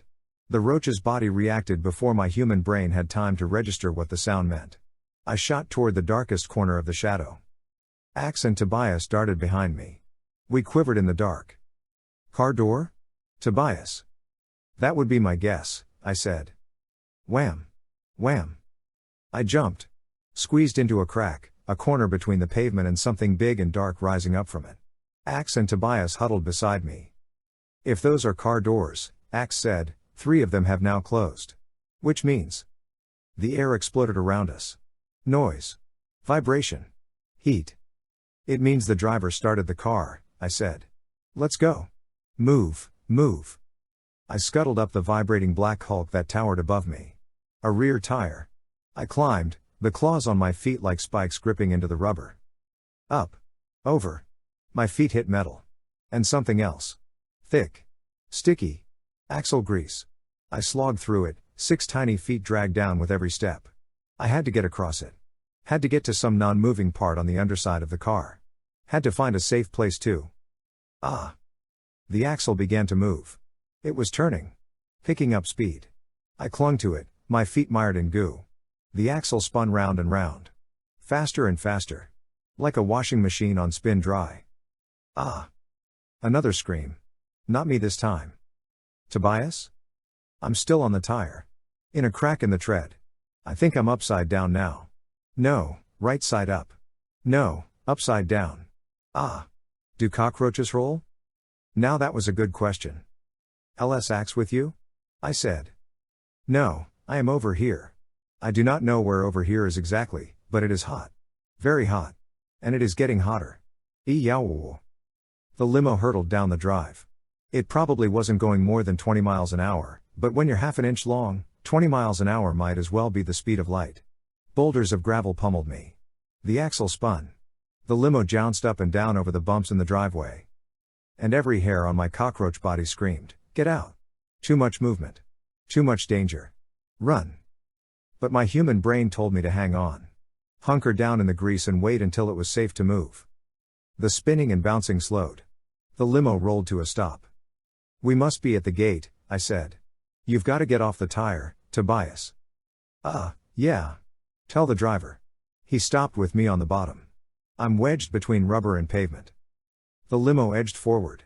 Stopped again. I heard a whirring noise. He's waiting for the gate to open, I said. Can you move, Tobias? I already have. He sidled up beside me in the grease. Another cockroach, Axe, crawled up behind him. The bottoms of my feet are numb.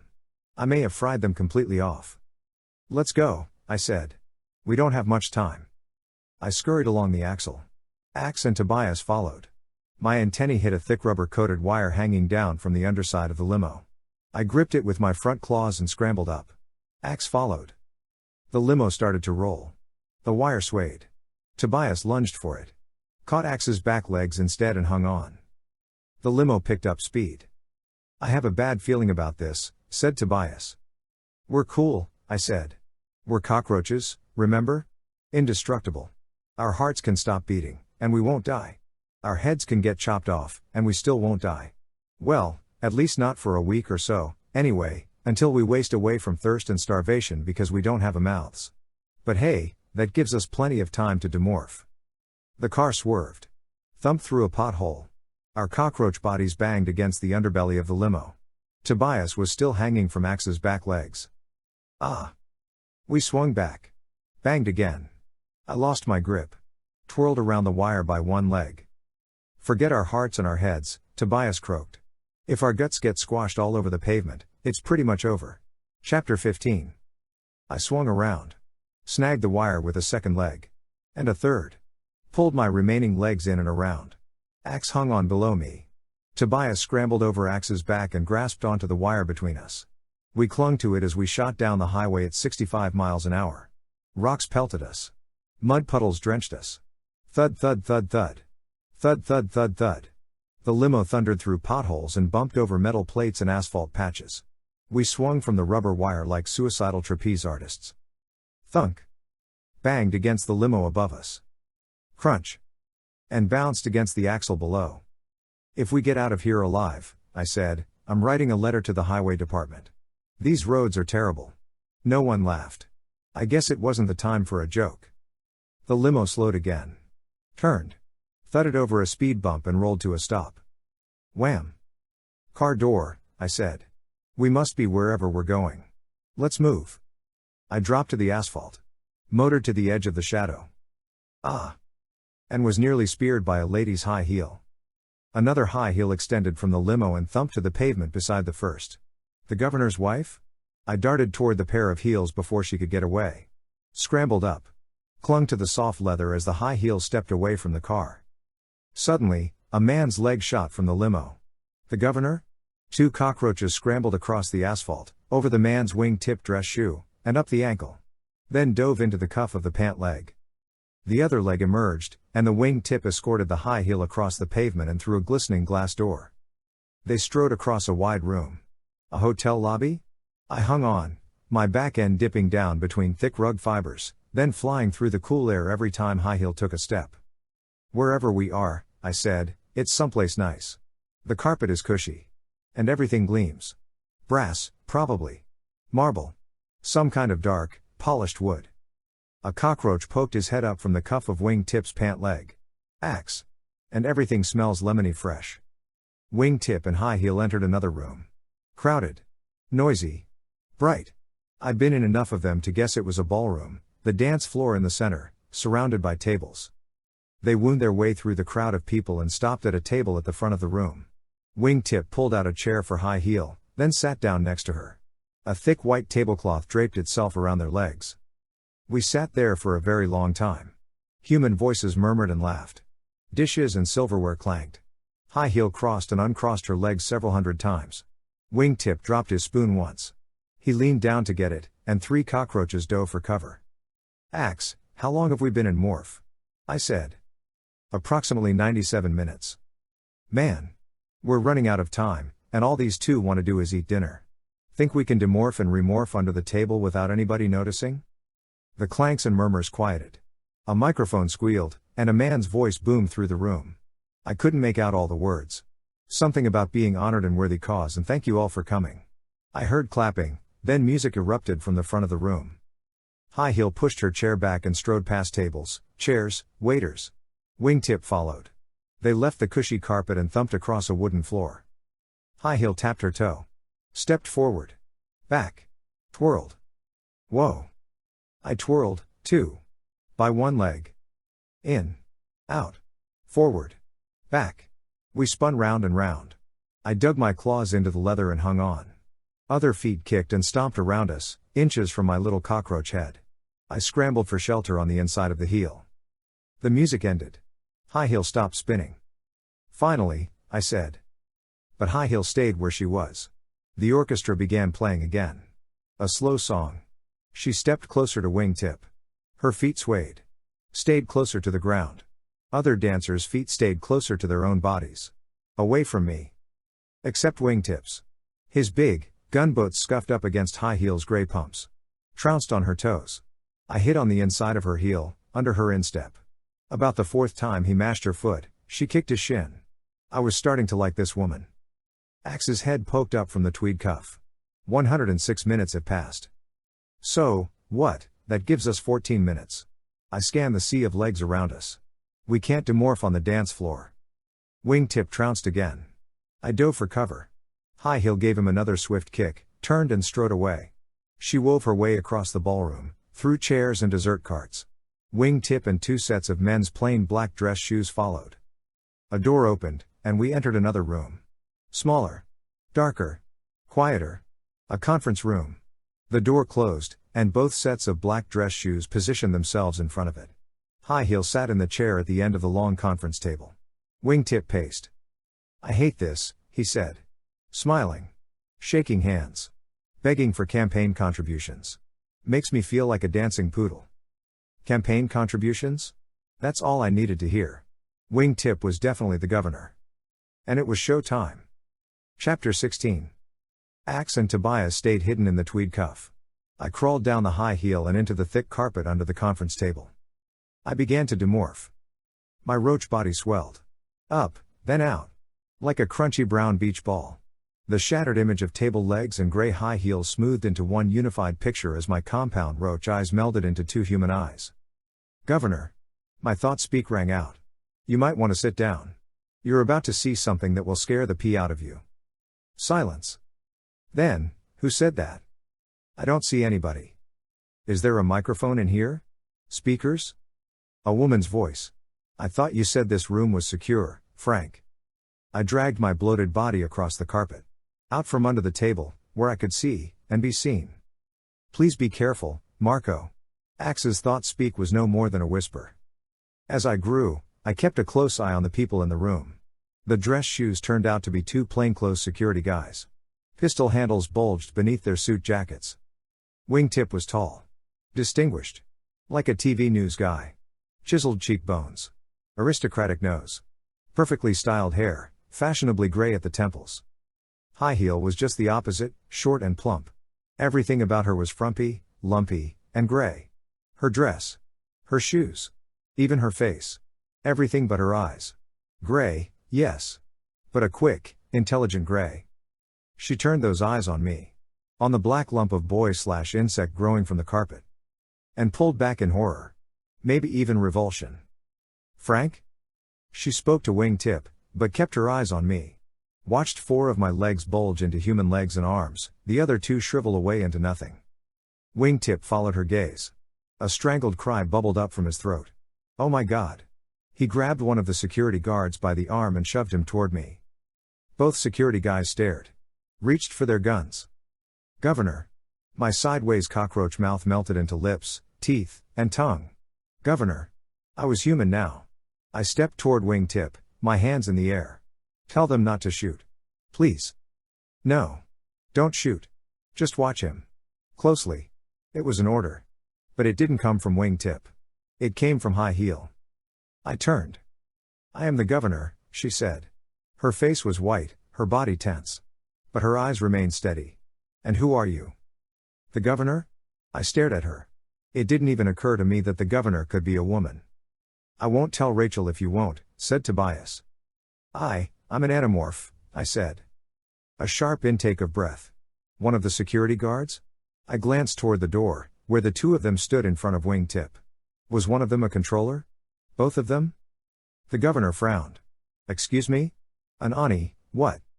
I'm one of the good guys. I still had my hands in the air. I lowered them. Slowly. Took a step toward her. Mustered up all my charm. My sincerity. My finesse. Click. Click.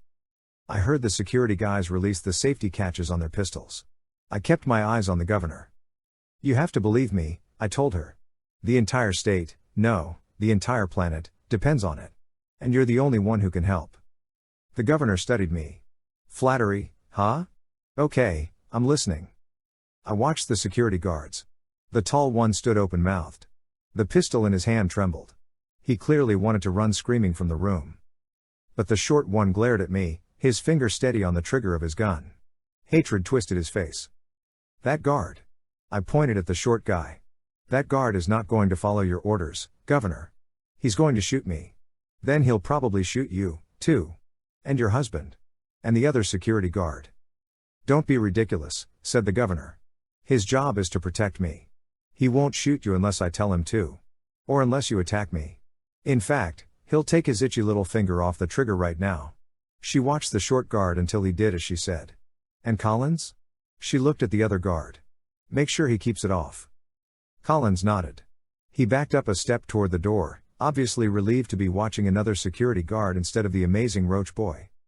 If he only knew the horror that was wrapped around short guy's brain. Axe? Tobias? I said. 2 cockroaches crawled from Wingtip's cuff, down his ankle, and over his shoe. One of the roaches began growing. The other turned blue, then it ballooned out, too. Quietly.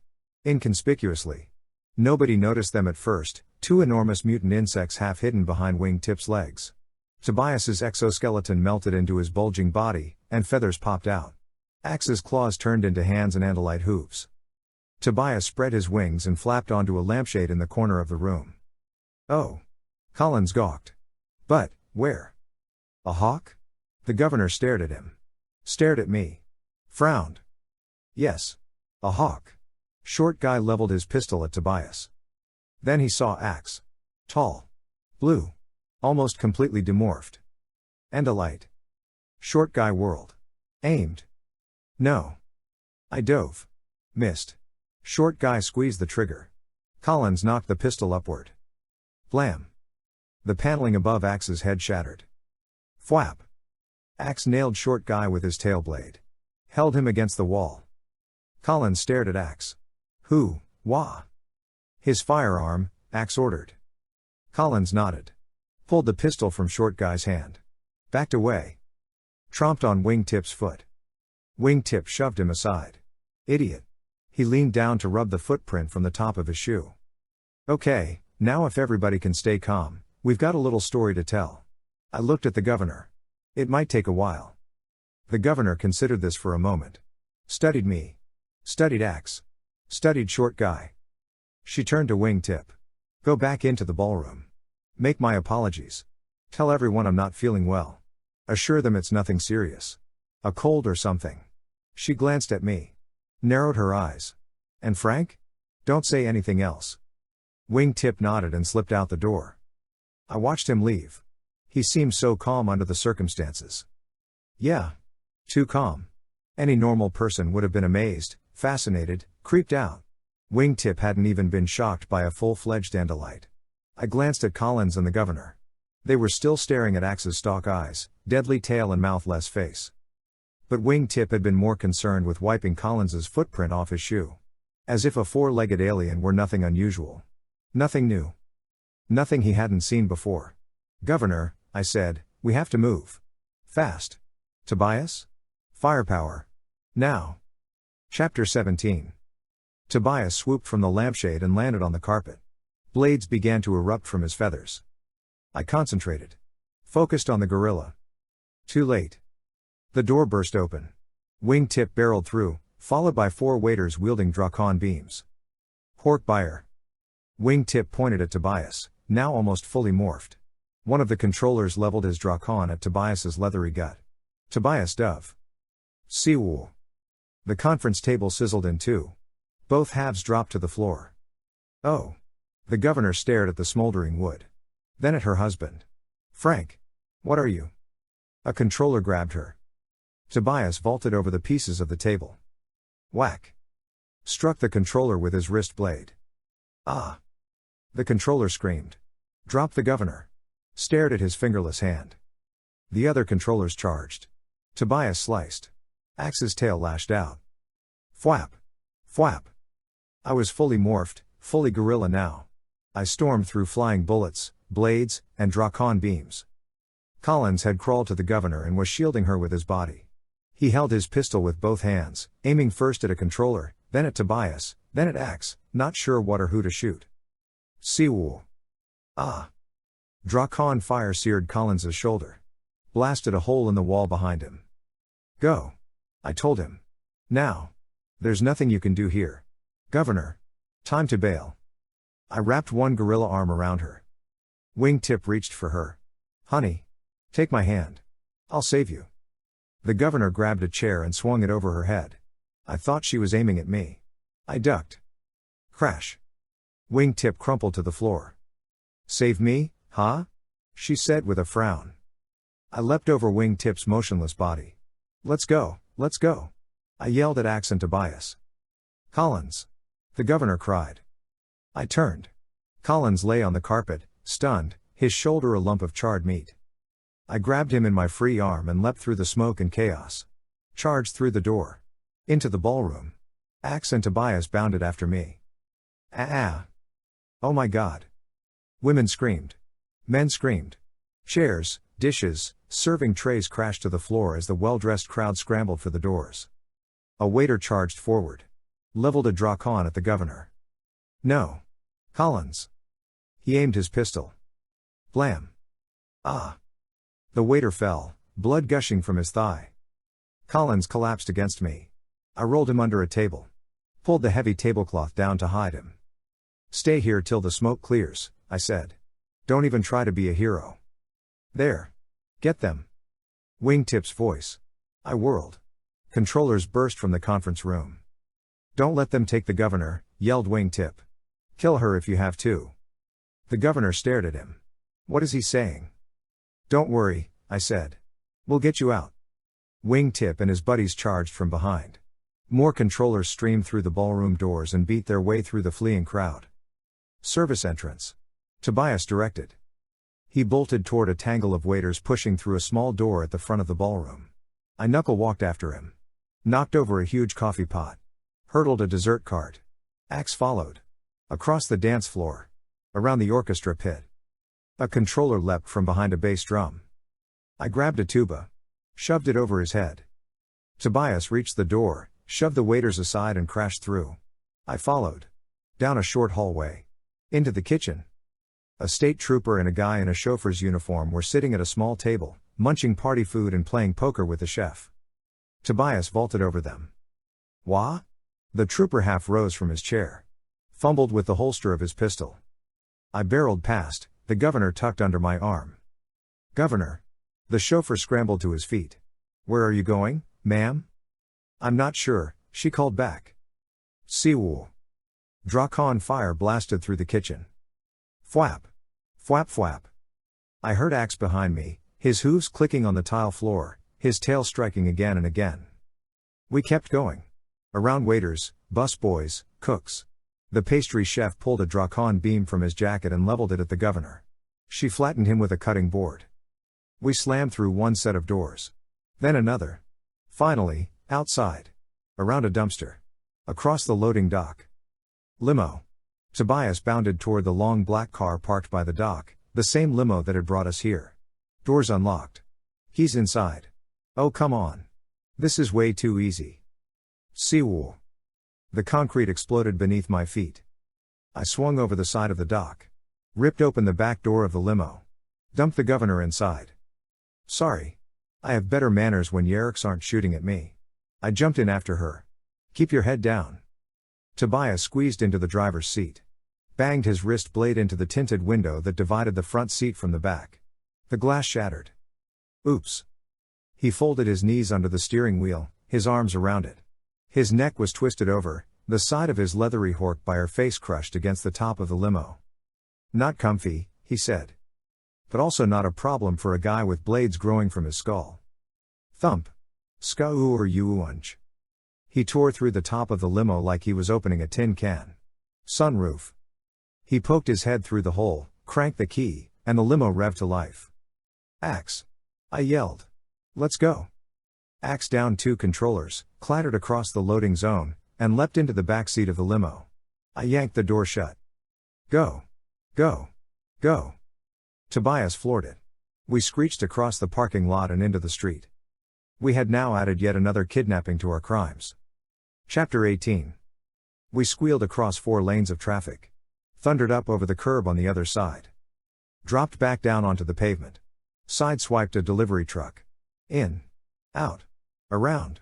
Weaving through cars, trucks, SUVs. All I could see of Tobias were his shoulders and elbows. His head jutted up through the hole in the roof. I bounced along on the rear seat. Watched out the back and side windows, my gorilla skull thumping against the ceiling of the limo. The governor sat in the seat opposite, trying not to slide back and forth as the limo careened first left, then right. Her fingers dug into the leather armrest on the door beside her. Axe struggled to gain a foothold on the floor in between the banks of seats. He gazed at the governor. His Andalite eyes radiated warmth and joy. Yes, joy. We were doing 90 in heavy traffic with clumsy Hork-Bajir hands at the wheel, and Axe looked like he'd just found the secret to inner peace. Madam Governor, he bowed low. Stretched his front leg out in front of him. His head nearly touched the floor. I am Aximili Escaruthistil, and I am honored to be in the presence of a great leader. A great leader? The governor thumped against the side of the limo as Tobias screeched sideways into a bank parking lot. Me? Axe nodded. I only regret that our meeting was not under less difficult circumstances. Difficult? Yeah. Okay. Tobias plowed around the bank. Through the drive-up lane. Over a curb. For 3 full seconds, the limo was airborne. Woomph. Before slamming down onto a side street. Tobias screeched sideways and kept going. LLP. The governor swallowed a scream. She managed to wrench her right hand free from the armrest and hold it out to Axe. He shook it, then bowed low again. I will guard your life with my own. Very reassuring, she said. The limo hurtled a median strip. The governor gripped the armrest. I mean that sincerely, Aximili. As do I, Governor. And Jake thought you were the one with charm, Marco, Tobias said dryly. Just keep your eyes on the road, I said. And I don't ever want to hear another word of criticism about my driving. The limo skidded around a corner. Leveled a row of newspaper vending machines. A police siren. Red and blue lights flashed behind us. Trouble, I said. You think? Tobias. I turned. More sirens. More flashing red and blue lights ahead. 3, maybe 4 cars. Tobias jerked the wheel. We slid sideways into a pickup. Tobias gunned the engine, and we shot down an alley, the pickup's bumper trailing from ours. The limo thundered through potholes. Around dumpsters. Shot across the next side street and into the alley in the next block. Oh, man. The brakes squealed. I plunged forward, then slammed back against the seat. Axe crashed into my lap. Oomph. Hey, watch the tail. The limo had stopped nose to nose with a trash truck. The governor was sprawled on the floor. She struggled to pull herself back onto the seat. Seawool. Drakon fire shattered the window next to where she'd been sitting. Incinerated the headdress that had been behind her. Stay down, Governor. On the floor. She nodded. Stared up at the smoldering headrest. No arguments here. She pulled her knees up to her chest, wrapped her skirt and her arms around them, and hunkered down between the seats. Her face had lost all color, but her eyes were still bright. Steady. Tobias threw the limo in reverse and started to back up. A police car turned into the alley behind us. Bam. Bam. Gunfire. Axe and I hit the deck again and crouched beside the governor. Tobias threw the limo in drive. We lurched forward. Squeezed past the trash truck. The right wheels thumped over the bottom 2 steps of a concrete stairway leading up to a loading dock. Skewer-ray. We scraped against the trash truck on one side, the loading dock on the other. And spit through into the alley beyond. A police car screamed into the narrow opening ahead. Came barreling toward us. Tobias gunned the engine. Sideswiped the police car and shot out into the street.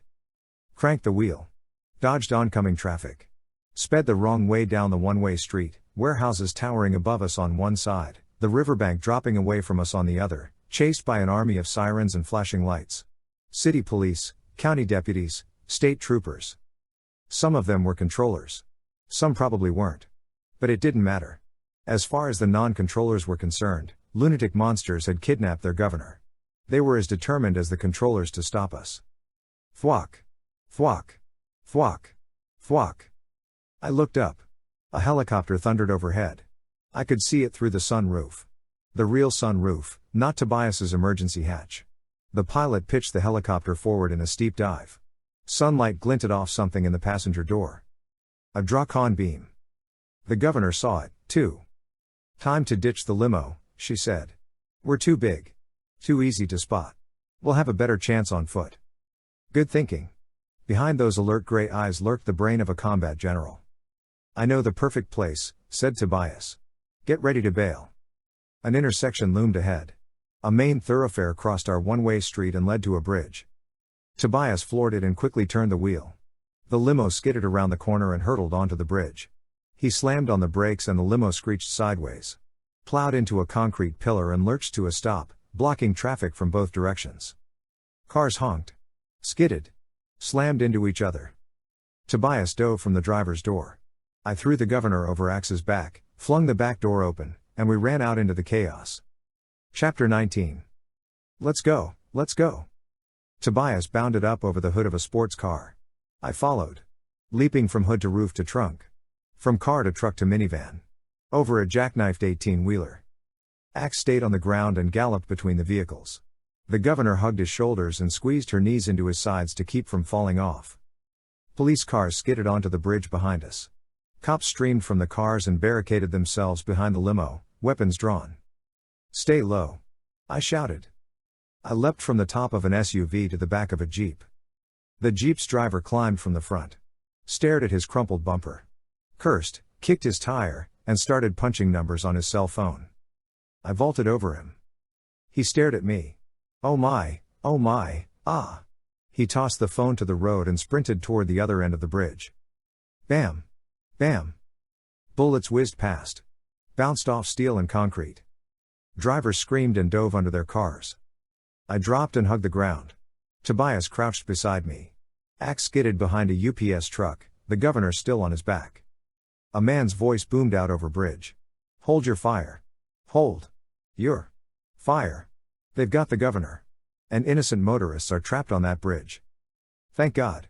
The guy with the bullhorn was a legitimate, uninfested cop. With a brain. Bam. Bam bam. But the controllers obviously weren't taking orders from the sane guy. I walked between cars. Tobias followed an Axe, still carrying the governor, galloped behind. They're getting away. After them.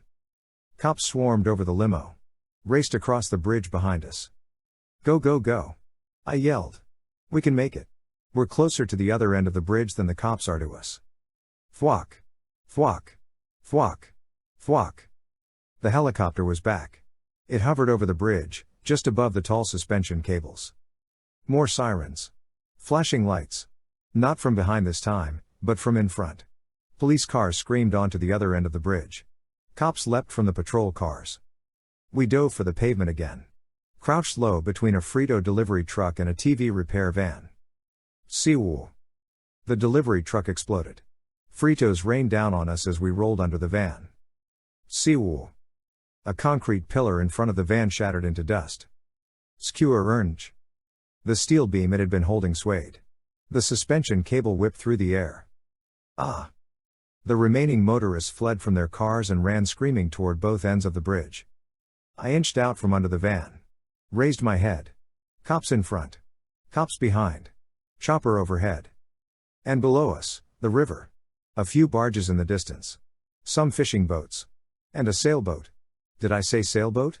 Make that a yacht, slowly cruising toward us. You scared of heights, Governor? I said.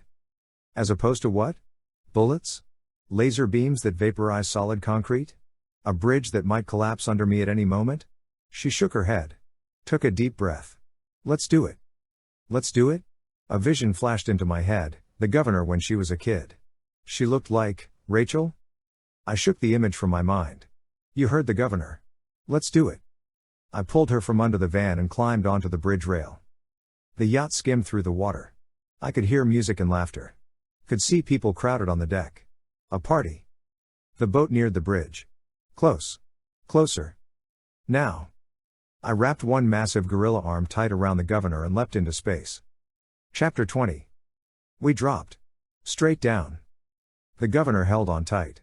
She dug her fingers into my fur and didn't even scream. Not even a whimper. I like this lady. Down, down we fell. The yacht loomed larger and larger. I kept a tight grip on the governor with one arm. When we were close enough, I reached out with the other and grabbed the yacht's mast in my gorilla fist and hung on. The mast bowed, groaned, and bent almost double. The sail beat against me. My feet brushed the bow of the boat, then bounded into the air again as the mast sprang back and we swung over the cabin. I spun around.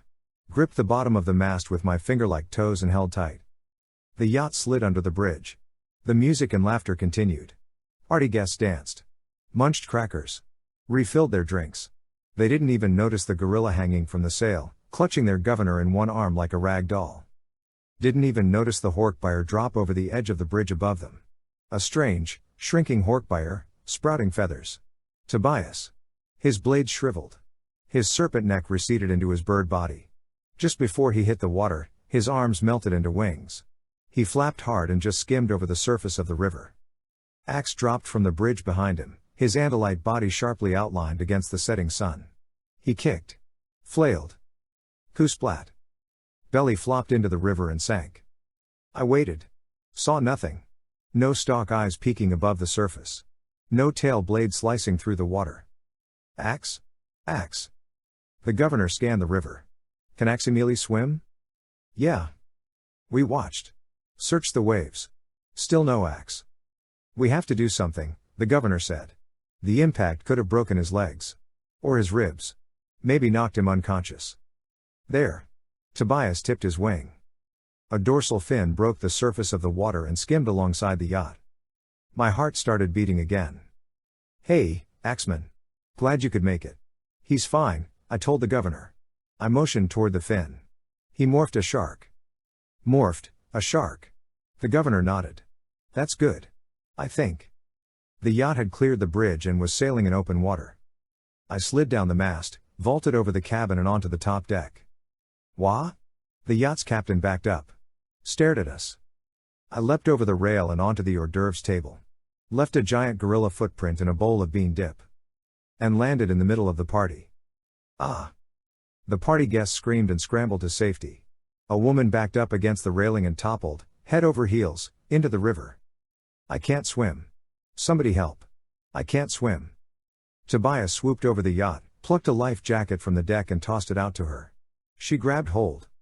A dorsal fin broke the surface of the water behind her as Axe nudged the woman to shore. All while cops raced from the bridge and along the banks. There. A controller motioned to the helicopter. On the boat. The helicopter dove after us. Thwack. Thwack. Thwack. Thwack. The downdraft from the rotors whipped the water into waves. The yacht pitched and rolled. The partygoers screamed even louder. Grabbed onto the railings and deck chairs to keep from being tossed overboard. The helicopter hovered now. A controller leaned from the passenger door, weapon in hand. Get down! I screamed. Everybody! I dropped to the deck. Rolled the governor under a table. Tobias circled above. Zeroed in on the controller's outstretched arm and dove. The controller spotted him. Beat him away with the Drakon beam. Then took quick aim. Seiwaka Blouche. Oh my god. What was that? Are they crazy? Help. Somebody help us. Please. Seiwaka Blouche. Another shot. The water boiled. The yacht reeled. The partygoers shrieked and scrambled to the back of the boat. Pushed each other aside and clambered over the railing and leapt into the water. Even the yacht's captain abandoned ship. He dove from the top deck into the river. It was madness. Police cars sped along the riverbanks, guns and dracones blazing. Partygoers bobbed in the water, a sea of arms and legs, life jackets and fancy clothes, splashing and struggling toward shore. The captainless yacht spun wildly, forced downstream by the current. The governor crawled from under the wet bar. No. I said. Stay down. Somebody has to pilot this boat. We'll capsize. Or run aground. We're too close to shore. Oh. Okay.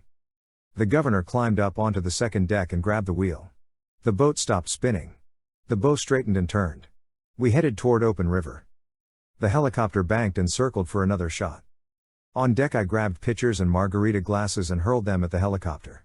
Specifically, at the controller with the Drakon. Hey, you use what weapons you have. Seawool. A deck chair disintegrated. I flung a bottle. It clanked off the glass bubble in front of the pilot. The chopper dipped and rocked. Then it straightened and pitched forward in a steep dive. Thwack. Thwack. Thwack. The helicopter hovered now only a few feet above my head. The noise was deafening. The downdraft churned the water and whipped chairs and life preservers around the deck. I held tight to the railing to steady myself as the boat pitched and rocked.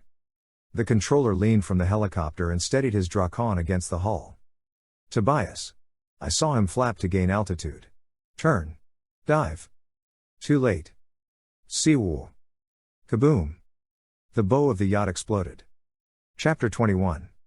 Chunks of fiberglass pelted my hide. Smoke burned my nose and lungs. I coughed. Brushed debris from my face. Governor? No answer. The yacht tipped. The bow glugged, then slipped beneath the waves.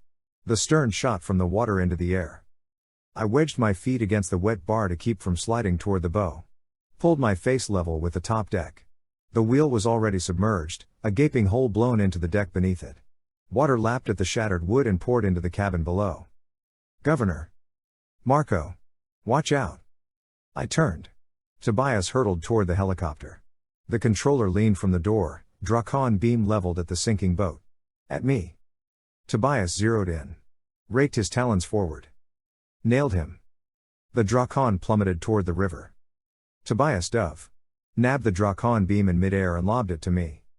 I gripped it in one gorilla hand. Raised my arm. Aimed.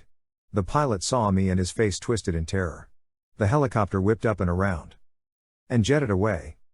I waited until he was downriver, away from the yacht. Then I held my arm steady and squeezed the trigger. Seawoo. Kaboom. The helicopter burst into flames. Thick black smoke rolled over the river.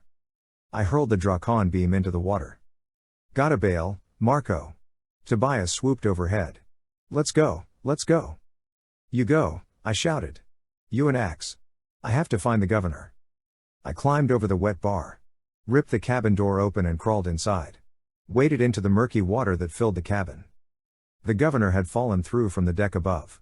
She was slumped face down across a table, submerged to her waist. Her gray dress floated around her. Her wet gray curls lay plastered against her skull. I turned her over. Blood streamed from a gash on her forehead. Governor. I felt for a pulse.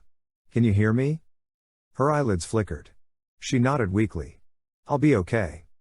I pulled her from the water, hoisted her onto my back, and climbed from the submerged cabin. The yacht listed sharply now, the stern standing nearly straight in the air. The wreck of the helicopter burned downriver. Black, choking smoke engulfed us. Marco. Axe circled the sinking yacht. We are seriously running out of time. They're bringing in speedboats, said Tobias. I can see them on the highway. Let's go. I lay the governor over the wet bar. She gripped the rail behind her and struggled to sit up. I was already demorphing. Gorilla hands shrank to human hands. Gorilla fur melted into human skin. The boat groaned. Water crept over my ankles. My knees. My jaw pushed back and my nose pushed forward. Arms shrank. Legs grew. I stood upright. I was human. But I wasn't finished. Governor. My face shot out into a bottlenose. How do you feel about marine mammals? The governor stared at the fin growing from my back. Well, I wouldn't marry one. She managed a weak smile. My head and neck melted into one streamlined unit. Legs fused into a tail. Arms shrank to flippers. 200 extra teeth erupted from my jaws. The water edged over the cabin door and lapped at the wet bar. The governor climbed onto the back rail. Tobias swooped overhead. Tick-tock, Marco. Tick-tock. My skin thickened and faded to a light bluish gray. Finally, I flopped into the water. I was a dolphin. I floated above the sinking yacht. The governor straddled my back and held tight to my dorsal fin. Together we slid through the water, through the smoke and confusion of the helicopter blast. And the yacht sank into the river. Chapter 22. The governor stared at me. Parasitic aliens are invading Earth. She kept her voice even. And my husband is controlled by one. I nodded. Yeah. Basically, that's the story. Thank God. She sank back into her leather chair and ran her hand through her damp gray curls. I was beginning to think something much, much worse was happening. Aliens we can fight. She refilled her coffee mug from the pot on her desk. We were in her office on the top floor of the governor's mansion. We'd bolted the door and shoved a heavy bookcase in front of it. Axe stood guard, tail poised. Tobias was perched on a windowsill, watching the back of the mansion. Posted at the other window, watching the front, was Collins. Yes, Collins. We'd found him in the bathroom off the governor's office. He was crouched in the tub waiting for the governor to return, his charred shoulder wrapped in the shower curtain. Axe and I helped him out into the office, and the governor cleaned and bandaged the wound as best she could. Now she sat at her desk, slugging down cup after cup of coffee. She'd changed into sweats and a snazzy pair of Nikes. Her gray fundraising dress lay in a soggy mound on the bathroom floor, and she'd lost her high heels somewhere between the limo and the yacht. She paged through her day planner and scribbled names and phone numbers on a pad. I sat across from her, studying a roster of National Guard officers. I slid it across the desk. "Call every officer on this list," I said. "Some of them will be controllers. Some won't. But if you can get enough non-controllers to listen to you, Visser 1's operation will collapse." "For now, anyway," said Tobias. The governor nodded, picked up the phone, and punched in the number of the first name on the roster. "General Sherman, the commander of the Army National Guard." "I want all units to stand down," she told him. "Take no action whatsoever." "None." "Yes, that's a direct order. From your commander-in-chief, that's who." She slammed the phone down. "He resisted orders from his commander?" Axe glanced at me. "He must be a controller." "Maybe. Maybe not," said the governor. "He's a cantankerous old coot who can't stand taking orders from a woman. He doesn't need an alien wrapped around his brain to make him hard to get along with." "Okay, who's next?" She ran her finger down the roster. "The commander of the Air National Guard." She punched in the number and gave the air commander the same orders she'd given General Sherman. Then she phoned the next officer, and the next, making her way down the roster. I paced from window to bathroom to desk. Even fixed myself a cup of coffee, heavy on the sugar and non-dairy creamer. Ugh. It tasted like motor oil. Creamy, sweet motor oil. I shuddered and set the cup on the windowsill. The governor hung up the phone. Ran her finger down the list to the next officer. And froze. "Lieutenant Colonel Larson." She stared at the name. "His battalion just rolled back into town this morning. They've been on a military exercise in the desert." A slow smile spread over her face. "For the past 2 weeks." 2 weeks? I blinked. "That means." "It means we've got an entire battalion of certified Yeerk-free soldiers," said Tobias. The governor nodded. "Roughly 600 troops. This is great." I pushed the phone toward her. "Call him. Tell him to keep his troops together. Have them bunker down someplace where the Yeerks can't get to them. I think I know just the place." She took the phone from me and punched in a number. "Colonel Larson?" she said. "This is the governor. And I've got a little emergency." The call took about a minute and a half. The governor told the lieutenant colonel what she needed, and the lieutenant colonel's voice boomed back through the receiver. "Yes, ma'am." She hung up. "We're converting the grounds of the governor's mansion into temporary headquarters. Colonel Larson's battalion can set up camp on the lawn." She shook her head. "My gardener's going to have a stroke." The governor ran her finger down the list and punched in the next number. She called every officer on the roster, then pushed the phone aside. "Well, I guess that's it. We've done everything we can do." "Not quite," I said. "You're a target now.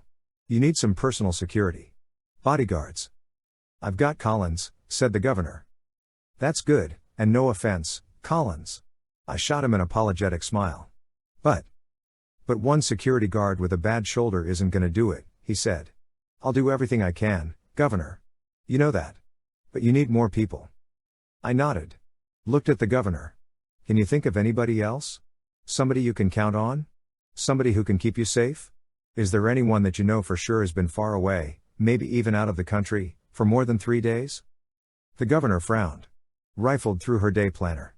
"Yes." She tapped her finger on a page. "Major McDonald. Deputy Director of the State Police. He just got back from a week-long Interpol conference in Paris, and I think he took a couple of other officers with him." She picked up the phone, punched a number, and told McDonald what she needed. "He's on his way," she said as she hung up. "He lives on this side of town, so it shouldn't take long." "I hope not," said Collins. He pushed the heavy drapes aside so we could see. "We got company, Governor?" "Yes, we certainly did." A column of Humvees and military trucks were rolling up the highway. Chapter 23. The lead Humvee was about a mile away. The line of military vehicles behind it stretched over the next hill. "Any chance that's Colonel Larson's battalion?" I said. The governor shook her head. "He hasn't had time to muster his troops. They won't be here for hours." She peered through the window. "Besides, this unit's too small. I count 6 Humvees and 8 trucks. Maybe a couple more at the back that we can't see. It's not big enough for a battalion." She frowned. "But I didn't order any other units to report here." Axe watched the convoy. If those troops are not following the governor's orders, they must be following someone else's. He turned his stalk eyes toward me. Yeah, I said. Visser 1. Governor, we have to get you out of here. Fast. We'll go out the back. Use the river again. Don't think so. Tobias motioned his head toward the back window. Police boats patrolled the river beneath the mansion. Great. I stared at the boats. Then at the convoy. There's gotta be a way out. A siren wailed. I turned. A police car screamed down the highway from the opposite direction, lights flashing. Geez, Governor. Collins's voice edged toward panic. They're coming at us from all sides. No. I watched the police car speed toward us. Not this one. The Yeerks wouldn't send one car by itself. The governor nodded. McDonald. It has to be McDonald. Let's hope he gets here before the Humvees do, said Tobias. The convoy rolled down the highway, half a mile from the mansion. The police car hurtled toward it, a streak of red and blue. The governor picked up the phone. Made one more call. This time to the guardhouse. Open the gate, she said. A state police car will be approaching in a matter of seconds. Let it through. Don't stop it. I repeat. Do not stop it. I've given the police officer clearance. The turnoff to the governor's mansion lay in a dip between two hills. A Humvee topped the hill on the convoy side. The police car flew over the hill opposite. It streaked over the last stretch of highway and squealed into the turnoff, spraying dust and gravel over the Humvee. Then the car shot through the open gate, barreled up the drive, and skidded to a stop at the front entrance to the mansion. The doors banged open. 3 officers leapt out. That's him. The tall one. The governor pointed. McDonald. The officers bolted inside. Seconds later, footsteps thundered down the hall. We shoved the bookcase aside and unlocked the door. McDonald burst into the office, followed by the other 2 police officers. I bolted the door behind them. Ma'am. McDonald nodded at the governor. His gaze swept over the other occupants of the room. Me, your average good-looking kid. Collins, one shoulder inexpertly bandaged. The hawk on the windowsill. McDonald frowned and shook his head. And Axe. Ah. McDonald reached for his pistol. No. The governor grabbed his arm. This is Aximili Escaruth-Eisthill. He's an Andalite. A friend. Axe stepped forward and bowed his head. Kept his stalk eyes on McDonald's pistol and his tail blade poised. McDonald narrowed his eyes. Studied Axe. His hand hovered near his holster. I'll explain everything when we have more time, the governor said. Right now you need to know that those troops, she pointed out the window. The convoy was winding its way up through the canopy of trees lining the drive. Those troops have been taken over by enemy forces. Extraterrestrial enemy forces. We must do everything we can to stop them. Extraterrestrial? McDonald gaped at her. Aliens? You've got to be joking. She is not joking, Axe said, slightly offended. My presence should prove that. McDonald considered this. Rubbed a hand over his face. Aliens. Okay. So what do we do? The governor is our main concern right now, I said. If we can get the controllers, the aliens, out of here, can you keep her safe until Colonel Larson's battalion arrives? Yeah, McDonald said. Not a problem. Good. I turned to the governor. I can't tell you where we're staying. You won't be able to contact us, but we'll contact you. Soon. How? She asked. I'm not sure. But we'll find a way. We always do. We haven't thought through this superhero business very well. Tobias flapped down from the windowsill. McDonald stared at him. That bird did not talk, he muttered. That bird did not talk. Axe took the governor's hand and bowed low. It has been an honor, he said. For me, too, she replied. I shook her hand next and held it for maybe a second too long. The governor's head bobbed. Her chin dropped to her chest. She almost seemed to doze off while leaning against her desk. I released her hand, and she blinked herself awake. Oh. She rubbed the circles under her eyes. Guess the coffee's not working. Don't worry about it, I said. It's been a long day. Okay, I need to make a quick pit stop before we leave. I darted into the bathroom and gathered what I needed. Then I strolled back into the office, my arms folded tightly across my chest. Armstrong unbolted the office door. All clear, he said. Axe, Tobias, and I stepped into the hall. Nobody seemed to notice the soggy gray lump tucked under my shirt. Chapter 24. I pushed the front door open and strode out onto the porch. Alone. My damp dress clung to my legs. Hummers and National Guard trucks surrounded the governor's mansion. Soldiers in camouflage fatigues hunkered down behind the governor's well-tended shrubs, weapons drawn. I peered out into an ocean of gun barrels. Pistols, rifles, howitzers, Drakon beams. All pointing at me. I steeled myself. Flashed what I hoped was an elected official smile. It's lovely to see the young men and women of our armed forces gathered here. However, I think. I shivered. It was too weird. The governor's voice coming from my body. Then I reminded myself. The body wasn't mine, either. It was the governor's. I'd acquired her DNA when I shook her hand, then morphed in the hall outside her office. Now I was standing barefoot on her front porch, wearing her ragged fundraising dress, trying to convince lunatics with automatic weapons that I was the real thing. I cleared my throat. As I was saying, I think we may have had a small miscommunication, because I don't have any National Guard events listed on my schedule. Could I speak to your commanding officer, please? The door of one of the Hummers swung open. A man in crisply pressed fatigues climbed out. He was short and tan and built like a bulldog. He strode across the drive, sunlight glinting off his spit-polished boots. He stopped in front of me. His cold, hard eyes bored through my skull. "That's me," he said. "I'm in charge here." "Good." I nodded. Had to keep up the act. "Well, then, Captain." I frowned at the shiny gold eagles on his collar. What rank did that make him? Colonel? Captain? Extreme Exalted Emperor? "Well, then, sir," I said. I was not informed that a military exercise would be taking place on my front lawn today. His face twisted into a sneer. "This isn't an exercise," he said. "It's a well-orchestrated operation, and it's proceeding better than I could have dreamed. What is it the newspapers call you? Tough-minded? I thought our tough-minded governor would put up more of a fight. If I'd known it would be this easy, I wouldn't have brought so many friends." He swept one camouflaged arm toward the troops and trucks. "Seems like overkill, doesn't it?" His lips stretched across his teeth in a cold smile. And suddenly I knew. I was looking into the eyes of Visser One. He wasn't in the human morph he usually used, but it was him. I forced an indignant governor frown onto my face. I couldn't let Visser One see that I recognized him. That I knew what he was planning. That I was anything other than the governor of this state. "I have no idea what you're talking about," I said. "I'm sure you don't."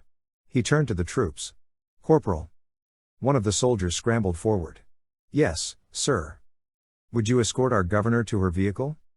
"Yes, sir." "My vehicle?" I said. "But I'm not going anywhere." "Oh, but you are," said Visser One. He turned and strode toward the Humvee. "Someplace very special." The corporal grabbed me by the upper arm. "Watch it." I started to jerk away. "Keep up the act, Marco. Keep up the act." I took a breath. "Young man," I said, "you are hurting me." "Really? Good." The corporal hauled me across the driveway.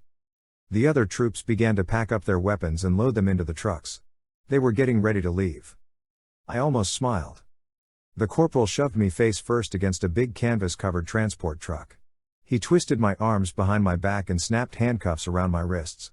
Two of his buddies dragged me to the back of the truck. Visser One's Humvee rumbled past. I watched it go. Scan the drive. Were Axe and Tobias in place? I couldn't tell. The soldiers shoved me to the ground.